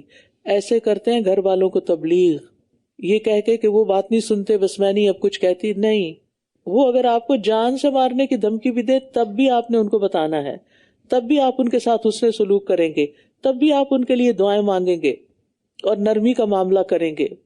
اور میں تمہیں اور جنہیں تم اللہ کے سوا پکارتے ہو سب کو چھوڑ رہا ہوں، اور میں تو صرف اپنے رب کو ہی پکارتا رہوں گا۔ امید ہے کہ میں اپنے رب سے دعا مانگ کر محروم نہ رہوں گا۔ کیسی امید ہے، انبیاء کی امید ایسے ہی ہوتی، اور اللہ تعالیٰ سے اچھی امید رکھنا یہ ایمان کا حصہ ہے۔ یعنی تم اپنے بتوں کو پکار رہے ہو، میں تو اپنے رب کو پکاروں گا، بت تو کچھ نہیں دے سکتے لیکن میرا رب مجھے نا امید نہیں کرے گا۔ پھر جب اس نے انہیں اور جن کی وہ اللہ کے سوا عبادت کرتے تھے چھوڑ دیا تو ہم نے اسے اسحاق اور یعقوب عطا کیے، اور ہر ایک کو ہم نے نبی بنایا۔ یعنی اللہ تعالیٰ نے پھر ایک خاندان لیا تو ایک اور دے دیا جو اس سے کئی درجے بہتر تھا، اور ہم نے انہیں اپنی رحمت سے نوازا، اور ہم نے ان کو سچی اور بلند ناموری عطا کی۔ سبحان اللہ۔ آل ابراہیم پر اللہ تعالیٰ نے طرح طرح کے دینی اور دنیاوی بے شمار انعامات کیے، اموال اور اولاد کی کثرت، ارض مقدس کی خلافت، نسل در نسل نبوت، امامت، بہت کچھ عطا کیا، بادشاہت، یہ آپ کی نسل میں سب کچھ چلا، اور یہ ان کی قربانیوں کا نتیجہ تھا۔ پیچھے بھی ہم نے سورۃ کہف میں بھی پڑھا نا کہ والدین کی نیکیاں اولاد کو فائدہ دیتی ہیں۔ تو اگر آپ نیک ہیں اور آپ چاہتے ہیں کہ دوسروں کے لیے خیر خواہی ہو تو اللہ تعالیٰ جو کام آپ نہیں کر سکے اللہ تعالیٰ وہ آپ کی اولاد سے لے لے گا، وہ کسی اور سے لے لے گا، اور آپ کا حصہ اس میں ہو جائے گا۔ تو اس لیے اپنی نمازوں میں، نمازوں سے باہر، قبولیت کے اوقات میں کبھی بھی اپنے بچوں کو، اپنی اولادوں کو، اپنے شاگردوں کو دعاؤں میں نہ بھولیں، کیونکہ آپ کے بعد آپ کے لیے بہترین صدقہ جاریہ اور سرمایہ یہی ہے۔ اور یہاں جو لسان صدق علیہ ہے، اس سے مراد ابراہیم علیہ السلام کی شہرت اور ناموری ہے۔ لسان بول کے وہ چیز مراد لی جاتی ہے جو زبان سے متعلق ہوتی ہے، یعنی بول، شہرت اور ناموری مراد ہوتی ہے، اور ید بول کر احسان مراد لیتے ہیں کیونکہ وہ ہاتھ کے ساتھ ہوتا ہے۔ اور اللہ تعالیٰ نے ابراہیم علیہ السلام کا ذکر خیر ہمیشہ کے لیے زبانوں پہ جاری کر دیا، ہم درود شریف میں بھی ان کا نام لیتے ہیں، اور اس کے علاوہ یہودی، عیسائی، مسلمان سب ان کی تعظیم کرتے ہیں۔ وَاذْكُرْ فِي الْكِتَابِ مُوسَىٰ، اور اس کتاب میں موسیٰ کا ذکر کیجئے، بے شک وہ چنا ہوا اور ایسا رسول تھا جو نبی تھا، اور ہم نے اسے طور کی دائیں جانب سے پکارا، اور ہم نے اسے سرگوشی کے لیے قریب کر لیا، یعنی وادی کے اس جانب سے جو موسیٰ علیہ السلام کے دائیں طرف پہاڑ کے مغربی کنارے سے ملتی تھی۔ اور یہاں پر سرگوشی کے لیے قریب کر لیا یعنی نماز کے لیے۔ نبی صلی اللہ علیہ وسلم نے فرمایا جب تم میں سے کوئی شخص نماز کے لیے کھڑا ہو تو اپنے سامنے نہ تھوکے، کیونکہ جب تک وہ اپنی نماز کی جگہ میں ہوتا ہے وہ اللہ سے سرگوشی کر رہا ہوتا ہے۔ وَوَهَبْنَا لَهُ مِن رَحْمَتِنَا أَخَاهُ هَارُونَ نَبِيًّا، اور ہم نے اپنی رحمت سے اس کے بھائی ہارون کو نبی بنا کر اسے عطا کیا۔ اور اس کتاب میں اسماعیل کا ذکر کیجیے، بے شک وہ وعدے کا بہت سچا اور ایسا رسول تھا جو نبی تھا۔ وہ اپنے گھر والوں کو نماز اور زکوٰۃ کا حکم دیتا تھا، اور وہ اپنے رب کے ہاں بہت پسندیدہ تھا۔ جو بندہ اللہ کی پسند کا ہوتا ہے اللہ تعالیٰ پھر اس کو چن لیتا ہے۔ اللہ یجتبی الیہ من یشاء ویہدی الیہ من ینیب۔ اللہ کی پسند کا بننے کے لیے کیا کرنا ہوگا؟ کوئی خاص لباس پہننا ہوگا، کوئی خاص کھانا کھانا ہوگا، کوئی خاص ایکسرسائز کرنی ہوگی۔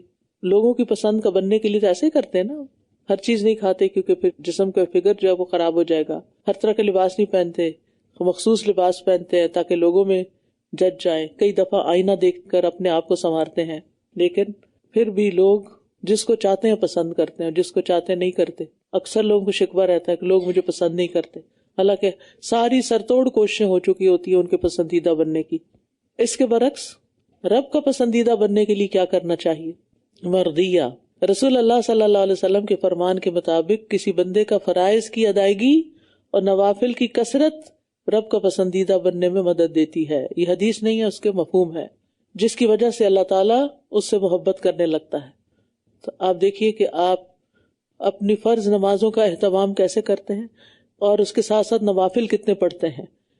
اسی طرح حج فرض ہے تو پھر عمرہ نفل ہے، زکوٰۃ فرض ہے تو صدقات نفل ہے، روزے رمضان کے فرض ہیں تو شوال کے نفل ہے، محرم کے اور دیگر مہینے میں 3 روزے، اور اس کے علاوہ جب چاہیں سوموار جمعرات کا۔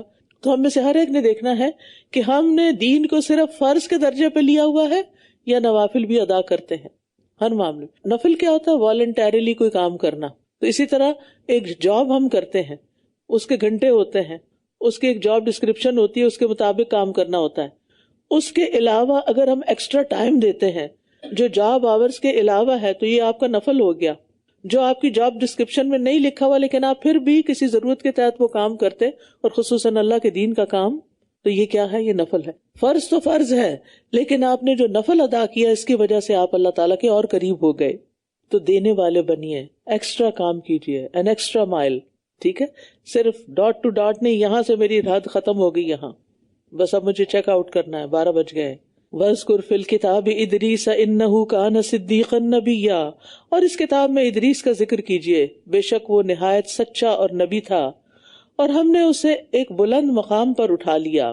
بس ان کا اتنا ہی تذکرہ ملتا ہے، زیادہ تفصیلات نہیں ملتی۔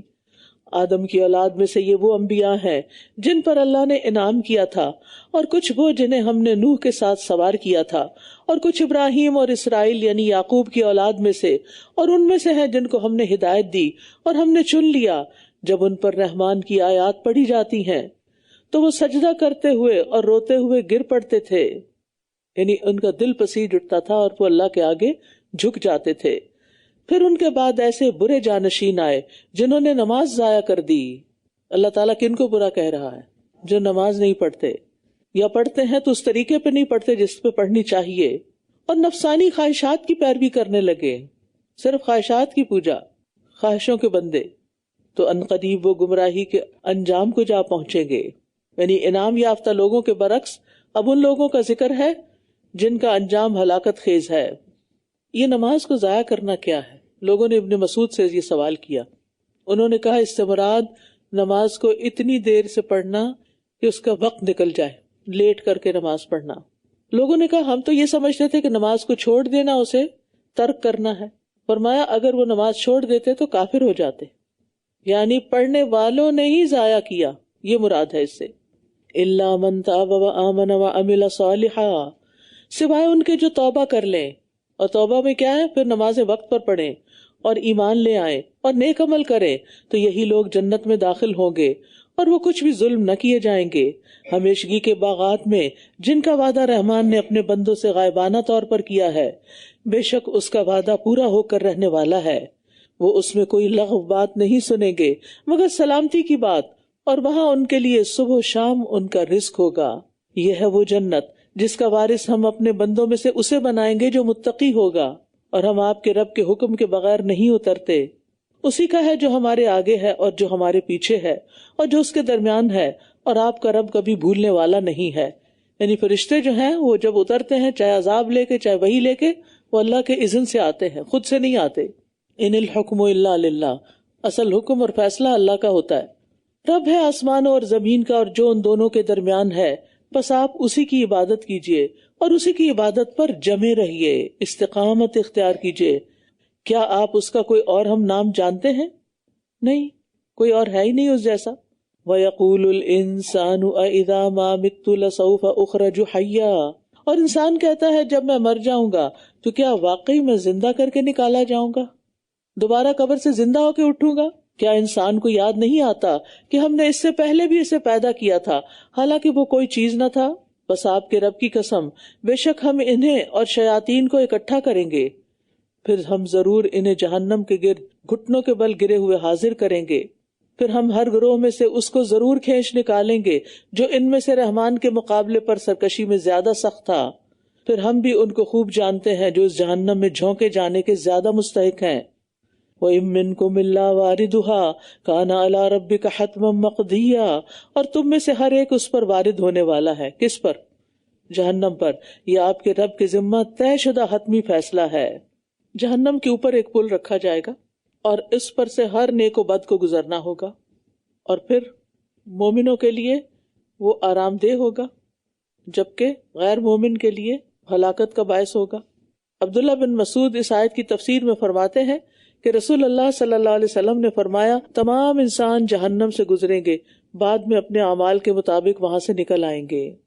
جسر کے بارے میں نبی صلی اللہ علیہ وسلم نے فرمایا، آپ سے جب پوچھا گیا کہ یہ کیا ہے، فرمایا وہ بہت پھسلانے والا ہے، سلپری ہے، اس پر کنڈے اور آنکڑے ہیں اور بہت چوڑے گوکھرو ہیں جو مڑے ہوئے کانٹے ہیں ایک طرح سے، جو نجد میں ہوتے ہیں انہیں سادان کہتے ہیں.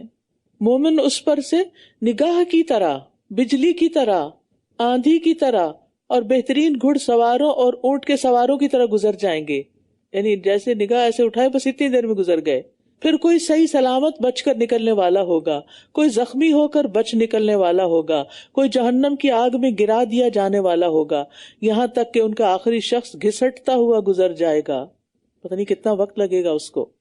اللہ تعالیٰ اس گزرنے کو آسان فرما دے، لیکن اس کے لیے طریقہ بھی بتا دیا گیا. ثم ننجی الذین اتقوا، پھر جن لوگوں نے تقوی اختیار کیا ہم ان کو نجات دے دیں گے اور ظالموں کو اسی میں گھٹنوں کے بل گرا ہوا چھوڑ دیں گے. اوندھے وہ یعنی اہل ایمان کو جہنم سے بچا لیا جائے گا، وہ سلامتی سے گزر جائیں گے، اپنے اپنے اعمال کے مطابق ان کی رفتار ہوگی. اور غیر مومن جہنم میں نیچے گر جائیں گے، یا گناہگار لوگ جہنم کے اندر گریں گے، پھر نبی صلی اللہ علیہ وسلم کی شفاعت کے ذریعے وہاں سے نکالے جائیں گے. اور جب ان پر ہماری واضح آیات پڑھی جاتی ہیں تو وہ لوگ جنہوں نے کفر کیا ایمان والوں سے کہتے ہیں کہ ان دونوں گروہوں میں کون مقام میں بہتر اور مجلس میں خوب تر ہے. یعنی ان کو اپنے مکان اور اپنی جگہیں زیادہ بڑی لگتی تھی، لہٰذا وہ اس غرور میں مبتلا ہو گئے تھے کہ ہم زیادہ بہتر لوگ ہیں. آج بھی ایسا ہی ہوتا ہے. یعنی جو ناسمجھ لوگ ہوتے ہیں وہ اپنی دنیا کے مال و متاع کی وجہ سے اکڑتے اور پھولتے ہیں، چاہے ان کا اخلاق زیرو ہو، چاہے ان کے اندر دینداری نام کی نہ ہو، چاہے ان کے اندر کوئی خیر نہ ہو، لیکن وہ کیا سمجھتے ہیں کہ چونکہ ان کے پاس بہت دنیا ہے لہٰذا وہی سب سے پسندیدہ ہیں اللہ کے اور وہی بہت اچھے ہیں، اور ہر ایک کو کرٹیسائز کرتے ہیں، ہر ایک میں کوئی نہ کوئی نقص نکال لیتے ہیں، ہر ایک کو لان تان کرنا شروع کر دیتے ہیں. تو نبی صلی اللہ علیہ وسلم کے دور کے بھی جو آپ کے مخالف تھے اس بنا پر بھی تھے کہ ان کے پاس دولت تھی اور وہ غریبوں کے ساتھ مجلس میں بیٹھنا نہیں چاہتے تھے، اور وہ سمجھتے تھے کہ جیسے دنیا میں یہ سب کچھ مل گیا ہے آخرت میں بھی ہمارے لیے ہے، لہٰذا وہ ان کو کمپیئر کرتے رہتے تھے کہ زیادہ اچھا کون ہے، ہم ہیں یا یہ غریب جو اسلام لائے، اور کتنی ہی امتیں ہم نے ان سے پہلے ہلاک کر دیں، وہ ساز و سامان اور نمود و نمائش میں کہیں بہتر تھے. اللہ تعالیٰ فرماتے ہیں یہ نمود و نمائش اور یہ دنیا کا سامان کام آنے والا نہیں. پچھلی قومیں تم سے زیادہ یہ سب کچھ رکھتی تھی اور انہیں برباد کر دیا گیا، کیونکہ حدیث میں آتا ہے بے شک اللہ نہ تمہارے جسموں کو دیکھتا ہے نہ تمہاری صورتوں کو، لیکن وہ تمہارے دلوں کی طرف دیکھتا ہے. اور آپ نے اپنی انگلیوں سے اپنے سینے کی طرف اشارہ کیا. تو جو چیز اللہ دیکھتا ہے اس کو زیادہ سجانے کی ضرورت ہے، اور دل سجتا ہے ایمان کے ساتھ، تقوی کے ساتھ، توکل کے ساتھ، اللہ کی محبت کے ساتھ. کہہ دیجئے جو کوئی گمراہی میں پڑا ہوا ہو تو رحمان اسے خوب ڈھیل دیتا رہتا ہے یہاں تک کہ جب وہ اسے دیکھ لیں گے جس کا وہ وعدہ دیے جاتے ہیں، خواہ عذاب ہو اور خواہ قیامت ہو، تو وہ جان لیں گے کون ہے جو مقام میں بدتر ہے اور لشکر کے اعتبار سے کمزور تر ہے۔ اور جن لوگوں نے ہدایت پائی ہے اللہ ان کو ہدایت میں زیادہ کر دیتا ہے، اور باقی رہنے والی نیکیاں آپ کے رب کے نزدیک ثواب اور انجام میں بہت بہتر ہیں۔ کیا پھر آپ نے اسے دیکھا جس نے ہماری آیات کا انکار کیا اور کہا میں ضرور ہی آخرت میں بھی مال اور اولاد دیا جاؤں گا، جیسے دنیا میں بہت کچھ ملا ہے آگے بھی بہت کچھ ہے؟ کیا وہ غیب پر مطلع ہو گیا ہے یا اس نے رحمان کے ہاں سے کوئی عہد لے رکھا ہے؟ یعنی اللہ نے کب اس سے ایسا کوئی وعدہ کیا تھا؟ کلا، ہرگز نہیں، جو وہ کہہ رہا ہے ہم ضرور اسے لکھ لیں گے اور ہم اس کے لیے عذاب بڑھاتے جائیں گے، اور جو وہ کہتا ہے ہم ہی اس کے وارث ہوں گے۔ یعنی دنیا کا ساز و سامان تو وہ چھوڑ جائے گا، وہ تو ساتھ نہیں لے جا سکتا، وہاں تو یہ کسی کام نہیں آ سکتا، اور وہ ہمارے پاس اکیلا ہی آئے گا۔ اور انہوں نے اللہ کے سوا کچھ اور معبود بنا رکھے ہیں تاکہ وہ ان کے لیے عزت کا سبب ہوں، ہرگز نہیں، وہ جلد ہی ان کی عبادت کا انکار کر دیں گے اور وہ ان کے مخالف ہو جائیں گے۔ یعنی غیر اللہ سے امیدیں وابستہ کرنا نامرادی ہی نامرادی ہے، کچھ حاصل ہونے والا نہیں۔ کیا آپ نے دیکھا نہیں کہ بے شک ہم نے کافروں پر شیطانوں کو چھوڑ رکھا ہے، وہ انہیں خوب خوب اکساتے ہیں، تو آپ ان پر عذاب کے لیے جلدی نہ کیجیے، بے شک ہم ان کے لیے اچھی طرح دن گن رہے ہیں۔ یعنی ایک دن آئے گا کہ ان کے دن پورے ہو چکیں گے اور پھر ان کا ٹھکانہ وہی ہے، اور ان پر عذاب آنے میں پھر کچھ دیر نہیں ہوگی، جس دن ہم متقی لوگوں کو مہمان بنا کر رحمان کی طرف اکٹھا کریں گے۔ یعنی متقی لوگ رحمان کے معزز مہمان ہوں گے۔ دنیا میں شاہی مہمانوں کے قدم زمین پر نہیں ٹکتے۔ اگر آپ کو کبھی ایسا موقع ملا ہو دیکھنے کا، تو وہاں پر جو رحمان کے مہمان ہوں گے، جو وفد کی شکل میں اللہ کے پاس جائیں گے، اصل میں وفد کہتے ہیں چند آدمیوں کی اس جماعت کو جو کسی اہم کام کے لیے، جسے ڈیلیگیشن بولتے ہیں، یا کوئی عطیہ حاصل کرنے کے لیے کسی بادشاہ یا بڑی شخصیت کے پاس جائے۔ وَنَسُوقُ الْمُجْرِمِينَ إِلَى جَهَنَّمَ وِرْدًا، اور مجرموں کو ہم سخت پیاس کی حالت میں جہنم کی طرف ہانک لے جائیں گے۔ وہ شفاعت کے مالک نہ ہوں گے سوائے اس کے جس نے رحمان سے کوئی عہد لے رکھا ہو، اور انہوں نے کہا کہ رحمان نے کوئی اولاد بنا لی ہے، یقیناً تم ایک بہت بھاری چیز بہتان بنا لائے ہو۔ قریب ہے کہ آسمان اس سے پھٹ پڑے اور زمین شک ہو جائے اور پہاڑ ریزہ ریزہ ہو کر گر پڑے کہ انہوں نے رحمان کے لیے کسی اولاد کا دعویٰ کیا، حالانکہ رحمان کے لائق نہیں کہ وہ کوئی اولاد بنا لے۔ آسمانوں اور زمین میں جو کوئی بھی ہے وہ رحمان کے پاس بندہ بن کر آنے والا ہے، یقیناً اس نے انہیں گھیر رکھا ہے اور خوب خوب شمار کر رکھا ہے۔ یعنی اللہ سے کوئی بھی بھاگ نہیں سکتا، اللہ نے ہر ایک کو گن کے رکھا ہوا ہے، اور گنی ہوئی چیز تو اگر کم ہو تو فوراً پوچھ گچھ شروع ہو جاتی، کہاں گئی وہ؟ اور قیامت کے دن ان میں سے ہر ایک اس کے پاس اکیلا ہی آنے والا ہے۔ ان الذین آمنوا وعملوا الصالحات سیجعل لهم الرحمن ودا، بے شک جو لوگ ایمان لائے اور انہوں نے نیک عمل کیے، رحمان ان کے لیے ضرور دلوں میں محبت پیدا کر دے گا۔ تو مومنوں کی آپس کی محبت اللہ کا انعام ہے، اللہ کا انعام ہے۔ صراط الذین انعمت علیہم، بات صرف اتنی نہیں ہوتی کہ کوئی آپ سے محبت کرے تو آپ پر اللہ کا انعام ہو گیا۔ اگر اللہ تعالیٰ آپ کے دل میں نیک لوگوں کی محبت ڈال دیتا ہے تو یہ بھی آپ پر اللہ کا انعام ہے، ورنہ یہ بھی تو ہو سکتا تھا نا آپ کے دل میں کسی برے انسان کی محبت ہوتی، تو پھر انسان اسی کے پیچھے جاتا ہے جس سے وہ محبت کرتا ہے۔ تو نیکوں سے محبت، کیونکہ المرء مع من احب، انسان انہی کے ساتھ ہوگا جن سے وہ محبت کرتا ہے۔ تو اگر دنیا میں نیک لوگوں سے محبت ہوئی تو قیامت کے دن بھی انہی کے ساتھ ہوں گے انشاءاللہ۔ مجاہد کہتے ہیں اللہ ان سے محبت کرے گا اور انہیں اپنے مومن بندوں کے دلوں میں محبوب بنا دے گا جو ایمان لا کر نیک کام کریں۔ تو اس سے پتہ چلتا ہے کہ نیک کاموں کے ذریعے اللہ اور بندوں کی محبت حاصل ہوتی ہے، کیونکہ جو بندہ اللہ کی طرح متوجہ ہو جاتا ہے تو اللہ مومنوں کے دلوں کو اس کی طرح متوجہ کر دیتا ہے، یہاں تک کہ اللہ اسے مومنین کی محبت عطا کر دیتا ہے۔ بس ہم نے اس قرآن کو آپ کی زبان میں آسان کر دیا ہے تاکہ آپ اس کے ذریعے متقی لوگوں کو خوشخبری دیں اور جھگڑالو قوم کو خبردار کر دیں۔ اور ان سے پہلے کتنی ہی بستیاں ہم نے ہلاک کر دیں، کیا آپ ان میں سے کسی ایک کو بھی محسوس کرتے ہیں یا آپ ان کی کوئی آہٹ بھی پاتے ہیں؟ سورۃ طٰہٰ۔ بسم اللہ الرحمن الرحیم۔ طٰہٰ ما انزلنا تشقى بسم اللہ الرحمن الرحیم طٰہٰ، ہم نے آپ پر یہ قرآن اس لیے نازل نہیں کیا کہ آپ مشقت میں پڑ جائیں، یعنی دنیا میں ایسے کاموں میں پھنس جائیں جو مشقت اور تھکاوٹ کا باعث ہوں، یا پھر آخرت میں مشقت میں پڑیں۔ آپ صلی اللہ علیہ وسلم کو عبادت میں بھی مشقت کی بجائے میانہ روی کا حکم دیا گیا تھا، اسی لیے فرمایا فَاقْرَؤْا مَا تَيَسَّرَ مِنَ الْقُرْآنِ۔ اور ایک اور بات یہ کہ قرآن تو سعادت بخشنے کے لیے آیا ہے، مشقت میں ڈالنے کے لیے نہیں آیا۔ قرآن پڑھ کر زندگی آسان ہو جاتی ہے، مشکل نہیں ہوتی، مشکل تو ہمارے اپنے اندر ہوتی ہے۔ إِلَّا تَذْكِرَةً لِمَن يَخْشَىٰ، بلکہ یہ ایک نصیحت ہے اس شخص کے لیے جو ڈرتا ہے، یعنی قرآن سے فائدہ صرف وہی اٹھاتا ہے جو اللہ سے ڈرتا ہے۔ سَيَذَّكَّرُ مَن يَخْشَىٰ، اس ہستی کی طرف سے نازل کردہ ہے جس نے زمین اور بلند آسمانوں کو پیدا کیا، یعنی قرآن مخلوق کے لیے ہر طرح کی سعادت کا باعث ہے۔ الرحمن علی العرش استوى، رحمان جو عرش پر مستوی ہے، یعنی اللہ سبحانہ تعالی عرش پر ہے، کیسے کھڑا ہے یا بیٹھا ہے نہیں معلوم اور نہ اس میں جانا چاہیے، یعنی یہ ہمیں پتا ہے کہ وہ عرش پر ہے لیکن یہ نہیں پتا کہ کیفیت کیا ہے۔ اور کسی بھی چیز کو پیدا کرنے سے پہلے اللہ تعالیٰ عرش پر تھا، یعنی مخلوق کی تخلیق سے پہلے ہی۔ اس کے عرش کی مقدار کو بھی اس کے سوا کوئی نہیں جانتا، اور یہ عرش جو ہے ساری مخلوقات کی چھت ہے۔ اور یہ معلوم ہوتا ہے حدیث سے کہ جنت الفردوس کے اوپر عرش ہے۔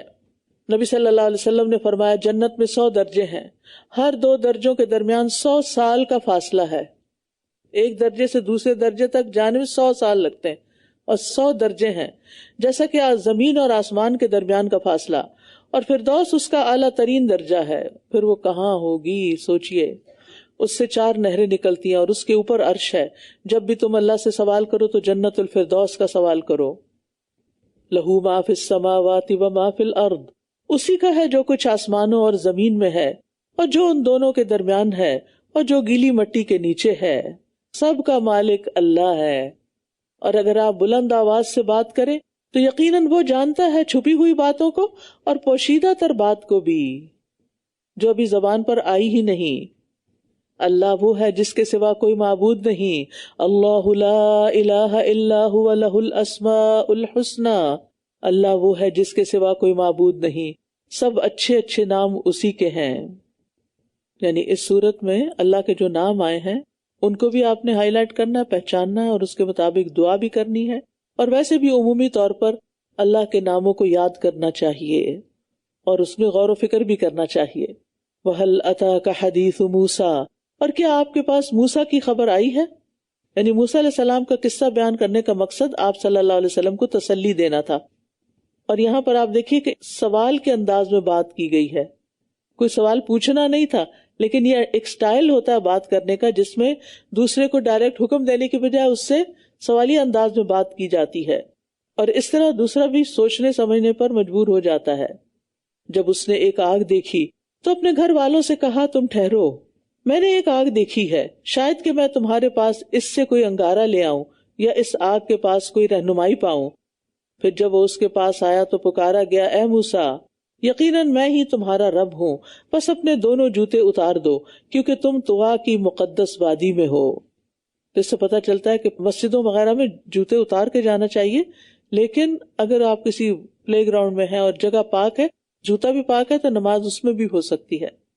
موسیٰ علیہ السلام کو جوتے اتارنے کا حکم کیوں دیا گیا تھا؟ کہا جاتا ہے کہ اس وقت ان کے جوتے پاک نہیں تھے، اس وجہ سے۔ اور ایک اور بات یہ بھی ہے کہ اگر آپ کسی جگہ پر، جیسے آپ سفر کر رہے ہیں، ایئرپورٹ پہ ہیں یا جہاز میں ہیں یا کہیں بھی باہر کہیں آؤٹ ڈور نماز پڑھ رہے ہیں اور آپ جوتے میں پڑھ رہے ہیں، تو دوسروں کو بتا دیں میرے جوتے صاف ہیں اور اس کی اجازت ہے، کیونکہ پھر لوگ متنفر ہوتے ہیں کہ یہ کیا کر رہے ہیں۔ اور میں نے تمہیں چن لیا ہے، لہٰذا جو وحی کی جائے اسے غور سے سنو۔ وحی کو، قرآن کو، اللہ کے کلام کو توجہ سے سننا چاہیے۔ بے شک میں ہی اللہ ہوں، میرے سوا کوئی معبود نہیں، بس میری ہی عبادت کرو اور میری یاد کے لیے نماز قائم کرو۔ اللہ تعالیٰ نے وحی دینے سے پہلے موسیٰ علیہ السلام کو اپنی پہچان کروائی، پھر عبادت کا حکم دیا، اور پھر عبادت میں خاص طور پر نماز قائم کرنے کا۔ اور اللہ تعالیٰ نے اپنا نام کیا بتایا؟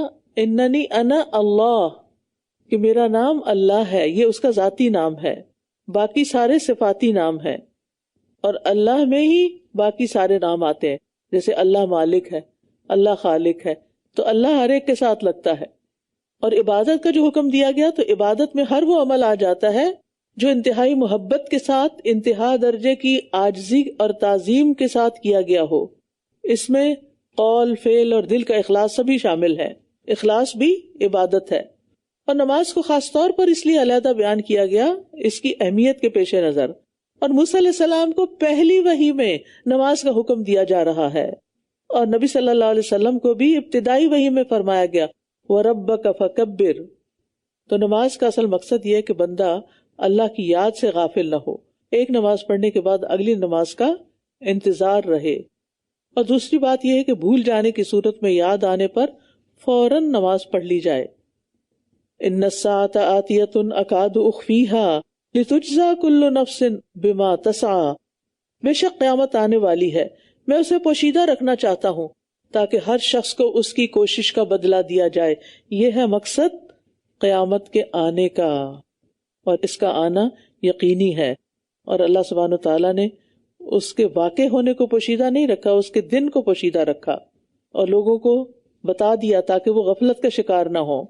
تو قیامت کب آئے گی، اس سے زیادہ یہ فکر ہونی چاہیے کہ اس دن ہوگا کیا، اس کے لیے تیاری کتنی ہے۔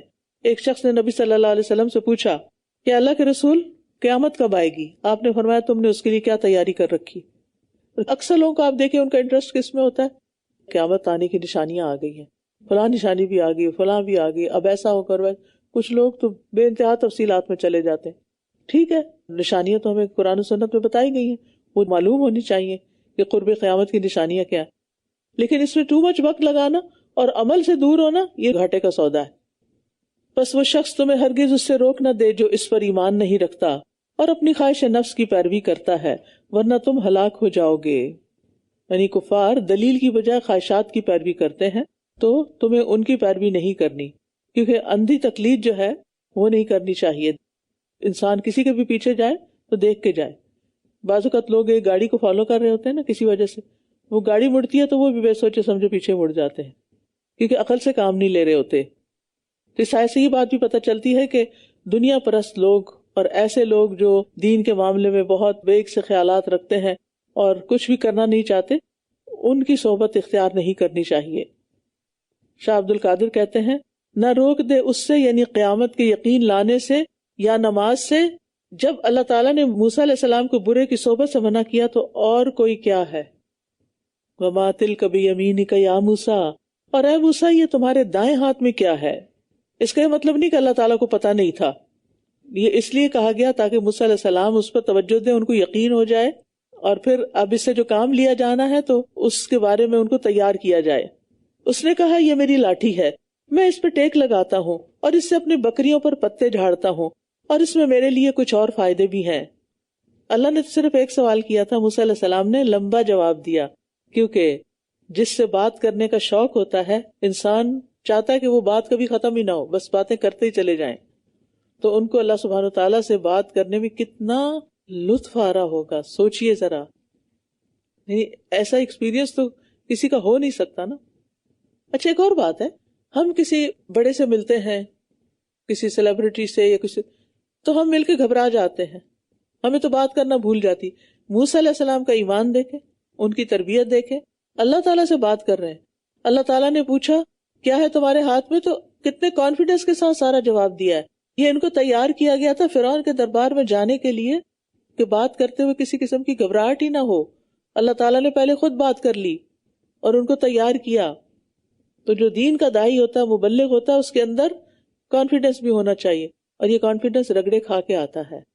انسان کو بہت جگہ گرنا پڑتا ہے، پھر وہ اٹھتا ہے، سنبھلتا ہے، پھر اس کو سمجھ آتی ہے کہاں کہاں میری غلطیاں اور اب مجھے کیا کرنا چاہیے اور کیا نہیں، اور پھر اس قابل بنتا ہے۔ تو کتنے آرام سے وہ بات کرتے، اس سے یہ بھی پتہ چلتا ہے اللہ تعالیٰ کی عظمت تو ہے، بڑائی ہے، ہمیں اس سے ڈر لگتا ہے، لیکن اس کی رحمت کا بھی یقین ہونا چاہیے کہ اس سے بات کرنا کچھ مشکل بھی نہیں۔ ٹھیک ہے ہم اللہ کی آواز نہیں سنتے، لیکن ہم دعاؤں کے ذریعے، قرآن کے ذریعے اللہ سے باتیں تو کر سکتے ہیں نا، اور خاص طور پر نماز میں اقم الصلاۃ لذکری، وہ تو ہے ہی اللہ کی یاد کے لیے۔ قال القھا یا موسیٰ، فرمایا اے موسیٰ اسے پھینک دو. اور جو ہی انہوں نے پھینکا تو کیا ہوا؟ اژدہا بن گئی. تو اللہ تعالیٰ نے اپنی قدرت کا عین الیقین کروا دیا اور جادو کے مقابلے میں ان کو ایک مضبوط ہتھیار دیا، اور پھر ایک گھڑی میں قیامت کے قائم ہونے کا مشاہدہ بھی کروا دیا. یعنی پوری ہر چیز کنورٹ ہو گئی اس کی، کہاں لاٹھی کہاں سانپ، کتنا کچھ ہوتا سانپ میں. فَأَلْقَاهَا فَإِذَا هِيَ حَيَّةٌ تَسْعَىٰ، تو جو ہی اس نے اس کو پھینکا تو یقیناً وہ ایک سانپ تھا جو دوڑ رہا تھا. فرمایا اسے پکڑ لو اور ڈرو نہیں. اللہ اکبر، کیسا حکم تھا یہ. عنقریب ہم اسے اس کی پہلی حالت پر لوٹا دیں گے. اس کو کہتے ہیں ایمان. سانپ پکڑ لو، بس پکڑ لے انسان. کیونکہ بہت سے احکام ہمیں سانپ کی طرح ہی لگتے ہیں کہ ان کو پکڑیں گے تو پتہ نہیں کیا ہو جائے گا، خوف ہوتا ہے ہمارے اندر، لیکن کچھ نہیں ہوتا.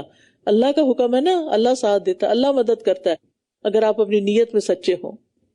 اور اپنے ہاتھ کو اپنے پہلو کے ساتھ ملا لو، وہ بغیر کسی عیب کے چمکتا ہوا نکلے گا.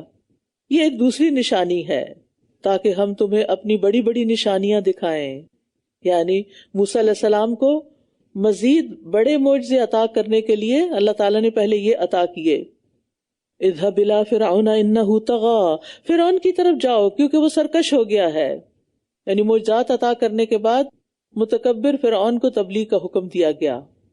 قال رب اشرح لي صدری، اس نے کہا اے میرے رب میرے لیے میرا سینہ کھول دے، کیونکہ انہوں نے کہا تھا نا کہ میرا سینہ تنگ ہوتا ہے، وَيَضِيقُ صَدْرِي وَلَا يَنْطَلِقُ لِسَانِي، اور میری زبان نہیں چلتی.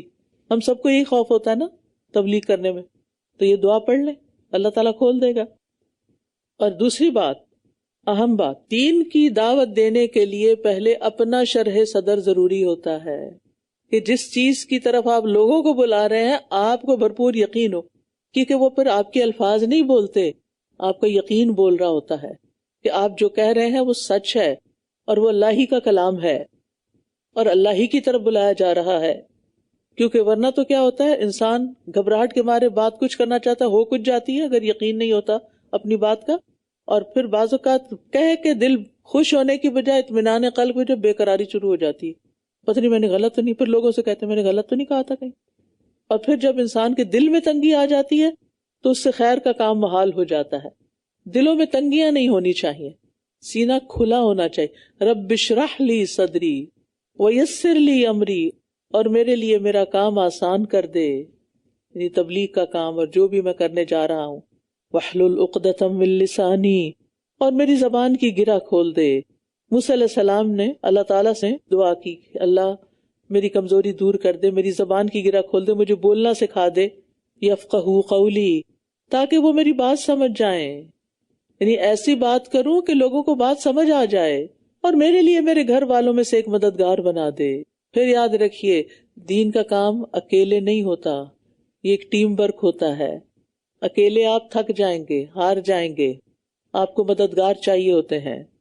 تو انہوں نے اپنے گھر والوں میں سے مانگا، تو گھر والوں کو اپنا مددگار بنانے میں کوئی حرج نہیں، کیونکہ بعض لوگ کہتے ہیں نا کہ یہ فیوریٹزم ہو رہا ہے، صرف گھر والوں ہی کو ترجیح دی جا رہی. نہیں، اگر گھر والے اس قابل ہیں تو گھر والے ساتھ ہو جائیں، اور اگر کوئی اور قابل ہے تو وہ ساتھ ہو جائے. ہارون اخی، میرے بھائی ہارون کو، اشدد بہ ازری، اس کے ساتھ میری قوت زیادہ کر دے. واشرکہ فی امری، اور اسے میرے کام میں شریک کر دے. کئی نسبحک کثیرا، تاکہ ہم کثرت سے تیری تسبیح کریں. سبحان اللہ، کس لیے ساتھ مانگا؟ کہ میرے کام میں بھی شریک ہو. اچھا ہمارا حال کیا ہوتا ہے، ہم اپنے کام میں کسی کو شریک نہیں کرنا چاہتے، نہ دین کے کام میں نہ گھر کے کام میں. گھر کے کام میں کہتے ہیں نہ تم نہیں ہاتھ ڈالو، میں خود ہی کر لوں گی. بچوں کو ساتھ نہیں ملاتے، نتیجہ کیا ہوتا ہے، انہیں کچھ کرنا ہی نہیں آتا. بڑے بڑے ہو جاتے ہیں، میچور ہو جاتے ہیں، چھوٹا چھوٹا کام نہیں گھر کا کرنا آتا. دنیا کے کاموں کے ماہر ہیں، باتوں کے ماہر ہیں، لیکن اپنی ذاتی ضرورت پوری کرنے کے قابل بھی نہیں، اپنی ذمہ داری اٹھانے کے قابل بھی نہیں، کیونکہ ماں باپ نے بچپن سے لگایا ہی نہیں ساتھ، تربیت ہی نہیں کی. وَأَشْرِكْهُ فِي أَمْرِي، یعنی ان کو بھی نبوت عطا کر دے تاکہ ہم کثرت سے تیری تسبیح کریں، یعنی دونوں مل کے بھی کریں، زیادہ سے زیادہ دعائیں کریں. کیونکہ اس طرح نا انسان کا ایک ذہنی اشتراک ہو نا کسی کے ساتھ، مائنڈ میٹ ملتا ہو، دونوں کا کام ایک جیسا. آپ دیکھیں کہ آپ کسی اجنبی سے بات کرتے تھوڑی دیر بعد باتیں ختم ہو جاتی. اچھا اپنے لائک مائنڈیڈ لوگوں سے بات کرتے ہیں تو باتیں ختم ہی نہیں ہوتی. اچھا جب ایک ہی گھر کے دو افراد ایک ہی کام کر رہے ہو نا تو گھر آ کے وہ پچھلی باتوں کی کنٹینیوٹی شروع ہو جاتی، تو پھر گھر والے کہتے ہیں گھر آ کے بھی الہدا، کیونکہ پھر وہی باتیں انسان کرنا شروع کر دیتا ہے نا، اور خاص طور پر ان سے جو اس کی بات سمجھتے ہوں، کیونکہ انسان وہی کمفرٹیبل ہوتا ہے بات کرنے میں جو بات سمجھتا ہو، جو بات سمجھے نا تو انسان کہتا ہے سلام ہو تم پر، جاؤ اپنا کام کرو۔ وَنَذْكُرَكَ كَثِيرًا، اور ہم کثرت سے تیرا ذکر کریں۔ یہ دعوت دین کی بنیادی ریکوائرمنٹ ہے کہ پہلے اپنی ذات پہ کام کریں، اپنی نمازیں اچھی کریں، اپنا قرآن اچھا کریں، کثرت سے ذکر کریں، تب لوگوں کو دین کی تبلیغ کریں، تب بات میں اثر ہوگا۔ اِنَّكَ كُنتَ بِنَا بَصِيرًا، بے شک تو ہمیں خوب دیکھنے والا ہے۔ فرمایا اے موسیٰ جو تم نے مانگا تمہیں دے دیا گیا، اور یقیناً ہم نے تم پر ایک اور بار بھی احسان کیا تھا۔ اللہ تعالیٰ نے فوراً دعا قبول کر لی۔ اب اللہ تعالیٰ ایک اور احسان یاد دلاتے، کیوں؟ تاکہ کانفیڈنس آئے کہ ہاں اللہ واقعی کرتا ہے۔ جب ہمیں اپنی اچیومنٹس اور اپنی کامیابیاں یاد آتی ہیں تو ہمیں آگے بھی کام کرنے کو دل چاہتا ہے، اور ناکامیاں انسان کے پاؤں پکڑ لیتی ہیں۔ جب ہم نے تمہاری ماں کی طرف الہام کیا تھا جو الہام کیا جاتا ہے، یعنی خفیہ اشارہ کیا تھا ان کے دل میں، الہام کیا تھا، کیونکہ عورتوں کو نبوت تو نہیں دی گئی، یہ کہ تم اسے صندوق میں ڈال دو، پھر اس کو دریا میں ڈال دو، پھر دریا اس کو ساحل پہ ڈال دے تاکہ اسے میرا اور اس کا دشمن پکڑ لے، اور میں نے تم پر اپنی طرف سے محبت ڈال دی، اور تاکہ تم میری آنکھوں کے سامنے پرورش کیے جاؤ۔ یہ محبت بھی اللہ ڈالتا ہے۔ کچھ بچے ایسے ہوتے ہیں نا کہ سبھی کی آنکھوں کا تارا ہوتے ہیں، اور یہ محبت ان کے لیے اللہ نے دلوں میں ڈالی ہوتی ہے۔ تو موسیٰ کو اللہ نے صندوق کو دریا میں ڈالنے کا حکم دے دیا۔ سوچیے ان کا حال کیا ہوا ہوگا۔ ماں تو تھوڑی دیر کے لیے الگ نہیں کرتی، الگ کمرے میں نہیں چھوڑتی، تو کہاں یہ کہ بالکل دریا کی لہروں کے حوالے کر دیا۔ جب تمہاری بہن چلی جا رہی تھی تو کہہ رہی تھی کہ کیا میں تمہیں ایسے شخص کے بارے میں بتاؤں جو اس کی کفالت کرے؟ یوں ہم نے تمہیں تمہاری ماں کی طرف لوٹا دیا تاکہ اس کی آنکھیں ٹھنڈی ہوں اور وہ غم نہ کرے۔ اللہ ہی ٹوٹے دلوں کا دعویٰ کرتا ہے نا۔ اور تم نے ایک شخص کو قتل کر دیا تو ہم نے تمہیں اس غم سے نجات دی، اور ہم نے تمہیں خوب آزمایا۔ وَفَتَنَّاكَ فُتُونًا، اللہ اپنے پیاروں کو آزماتا ہے، یاد رکھیے اگر زندگی میں آزمائشیں ہیں تو آپ اللہ کے محبوب ہیں۔ پھر تم کئی سال اہل مدین میں ٹھہرے رہے، پھر اے موسیٰ تم ایک مقرر اندازے پر آ گئے، ایک مقرر اندازے پر، یعنی اس وقت اب تمہیں یہ سب کچھ ملنا تھا، یہ انعام ہونا تھا، تو اچھے وقت کا انتظار کریں اور آزمائشوں کے وقت کو صبر سے گزاریں۔ وَاصْطَنَعْتُكَ لِنَفْسِي، اور میں نے تمہیں خاص اپنے لیے بنا لیا۔ یعنی اللہ تعالیٰ کے احسانات کا ایک مقصد یہ ہے، یعنی جو بھی احسانات کیے کہ تم سے دعوت و تبلیغ کا کام لیا جائے۔ دیکھیے اللہ کے کام کا بننا بھی تو ایک معنی رکھتا ہے نا، اور اس کے لیے آزمائشوں سے گزرنا ضروری ہوتا ہے۔ بھٹی پہ چڑھے بغیر سونا چاندی خالص نہیں ہوتا۔ اللہ کے دین کے کام کے لیے خالص ہونے کی ضرورت ہے۔ تم اور تمہارا بھائی میری نشانیاں لے کر جاؤ، وَلَا تَنِيَا فِي ذِكْرِي وَلَا تَنِيَا فِي ذِكْرِي، اور تم دونوں میری یاد میں، میرے ذکر میں سستی نہ کرنا۔ داعی دین کو، دین کی طرف بلانے والوں کو کثرت سے اللہ کا ذکر کرنا چاہیے۔ یہ نہیں کہ اوروں کو تو دین کی تبلیغ کرتے رہیں اور خود اپنا ذکر کرنا اور عبادت کرنا بھول جائیں۔ وہ کہتے ہیں نا کہ جو اپنی خیر خواہی سے پہلے دوسروں کی کر رہا ہوتا ہے وہ فساد کر رہا ہوتا ہے، کہ اگر آپ اتنے ہی سچے تو پہلے اپنی تو کریں۔ اور پھر آپ دیکھیں کہ دشمن کے مقابلے میں ہمیشہ ذکر سے مدد لینی چاہیے۔ سورۃ انفال کے شروع میں بھی آیا تھا نا کہ ایمان والے تو وہ ہوتے ہیں کہ جب اللہ کا ذکر کیا جاتا ہے تو ان کے دل کانپ اٹھتے ہیں۔ اذهبا الى فرعون انه طغى، تم دونوں فرعون کے پاس جاؤ، بلا شبہ وہ بہت سرکش ہو گیا ہے۔ پھر دونوں اس سے نرمی سے بات کرنا۔ وہ سرکش ہے لیکن تم نے کیا کر، نرمی اختیار کرنی، شاید کہ وہ نصیحت قبول کر لے یا ڈر جائے، یعنی پھر بھی امید رکھنی ہے۔ فرعون جیسا بندہ بھی بدل سکتا ہے، امید کے ساتھ جاؤ۔ جب آپ پہلے سے ہی ایک منفی سوچ سوچتے ہیں نا، اس نے نہیں سننا، اس نے نہیں بدلنا، اس کو بتانے کا کوئی فائدہ نہیں، تو آپ کی بات قطعاً اثر نہیں کرتی۔ آپ ہر ایک سے ہوپ فل رہیں، اس میں بھی کوئی خیر ہے، یہ بھی کہیں نہ کہیں کچھ مان ہی جائے گا، مجھے اپنا کام کرنا ہے، تب آپ کانفیڈنس سے کام کرتے ہیں۔ اور اگر داعی دین یا ایک معلم یہ پڑھائے کہ چلو اپنا فرض پورا کرتا ہوں، انہوں نے تو کچھ کرنا نہیں، یہ نہ سوچے۔ لوگوں کے بارے میں کیوں بدگمان ہوتے ہیں؟ لوگوں کے اندر بڑی خیر ہوتی ہے، اور وہ ہر چیز ہمارے سامنے تھوڑی کرتے ہیں۔ آپ کو کیا پتا وہ خفیہ چھپے ہوئے کیسی کیسی نیکیوں کے کام کرتے ہو کہ قیامت کے دن ان کی نیکیاں پہاڑوں برابر ہوں اور آپ منہ دیکھتے رہ جائیں. تو اس لیے کسی کے بارے میں بھی برا گمان نہ کریں، کیونکہ دعوت اللہ جو ہوتی ہے اس سے دوسرے کی ہدایت مطلوب ہوتی ہے، اصلاح مطلوب ہوتی ہے، نہ کہ اپنی برتری ثابت کرنا، اپنی قابلیت جتانا اور اپنا غصہ نکالنا. یہ مقصد نہیں ہوتا. اور نرمی تو جس چیز میں داخل ہو جائے اسے خوبصورت بنا دیتی ہے، اور جس چیز سے نکال لی جائے اسے عیبدار بنا دیتی ہے. دونوں نے کہا اے ہمارے رب، ہم ڈرتے ہیں کہ وہ ہم پر زیادتی کرے گا یا یہ کہ وہ حد سے بڑھ جائے گا. فرمایا تم دونوں مت ڈرو، میں تمہارے ساتھ ہوں، میں سن رہا ہوں اور دیکھ بھی رہا ہوں. سبحان اللہ. ان تنصروا اللہ ینصرکم ویثبت اقدامکم فأتیاہ. سو دونوں اس کے پاس جاؤ اور کہو کہ ہم تیرے رب کے رسول ہیں، بس تو بنی اسرائیل کو ہمارے ساتھ بھیج دے اور ان کو تکلیف نہ دے. ہم تیرے پاس تیرے رب کی طرف سے ایک نشانی لائے ہیں، اور سلام ہے اس پر جو ہدایت کی پیروی کرے. بے شک ہماری طرف وحی کی گئی ہے کہ جو جھٹلائے اور منہ موڑے اس کے لیے عذاب ہے، نہیں مانو گے تو سزا بھی ہے. بشیرم و نذیرا. اس نے کہا پھر تم دونوں کا رب کون ہے موسیٰ؟ کہا ہمارا رب وہ ہے جس نے ہر چیز کو اس کی شکل و صورت عطا کی، پھر اس کی رہنمائی کی. چڑیا کو اڑنا سکھایا، مچھلی کو تیرنا سکھایا، انسان کو چلنا سکھایا، ہر چیز کو بتایا اس نے کیا کرنا ہے، ہر چیز کی پروگرامنگ کی، ہر ایک کو زندگی گزارنے کا طریقہ سکھایا. وہ بولا پہلی قوموں کا کیا حال ہے. یعنی فرعون جو ہے کہا جاتا ہے کہ دہریہ مزاج تھا، وہ مردہ لوگوں کے بارے میں جاننا چاہتا تھا کہ وہ کہاں گئے. اصل میں تو لوگوں کو موسیٰ علیہ السلام سے متنفر بھی کرنا چاہتا تھا کہ یہ جواب نہیں دے سکیں گے تو خود ہی پیچھے ہٹ جائیں گے. موسیٰ نے کہا ان کا علم میرے رب کے پاس ایک کتاب میں ہے، میرا رب نہ بھٹکتا ہے نہ ہی وہ بھولتا ہے. مجھے نہیں معلوم، میرے رب کو معلوم ہے. تو دائی کیا کرتا ہے؟ جو بات نہیں پتا اللہ بہتر جانتا ہے، مجھے نہیں معلوم. وہ جس نے تمہارے لیے زمین کو بچھونا بنایا اور اس میں تمہارے لیے راستے چلائے، کائنات کی نشانیوں سے اللہ کی پہچان کروانے ہیں. اور اسی نے آسمان سے پانی اتارا، پھر ہم نے اس کے ساتھ مختلف اقسام کی نباتات نکالی، تم اس میں سے کھاؤ اور اپنے مویشیوں کو بھی چراؤ. یقیناً اس میں عقل والوں کے لیے بہت سی نشانیاں ہیں. اور اسی زمین سے ہم نے تمہیں پیدا کیا اور اسی میں ہم تمہیں واپس لوٹائیں گے اور اسی سے ہم تمہیں دوسری بار نکالیں گے. 3 مرحلے. اور ہم نے اسے اپنی سب نشانیاں دکھائیں، پھر بھی اس نے جھٹلایا اور انکار ہی کیا. اس نے کہا اے موسیٰ، کیا تو ہمارے پاس اس لیے آیا ہے کہ اپنے جادو کے ذریعے ہمیں ہماری زمین سے نکال دے؟ حالانکہ ایسا تو کچھ نہیں تھا. اس نے تو کہا تھا کہ بنی اسرائیل کو ہمارے ساتھ بھیج دو.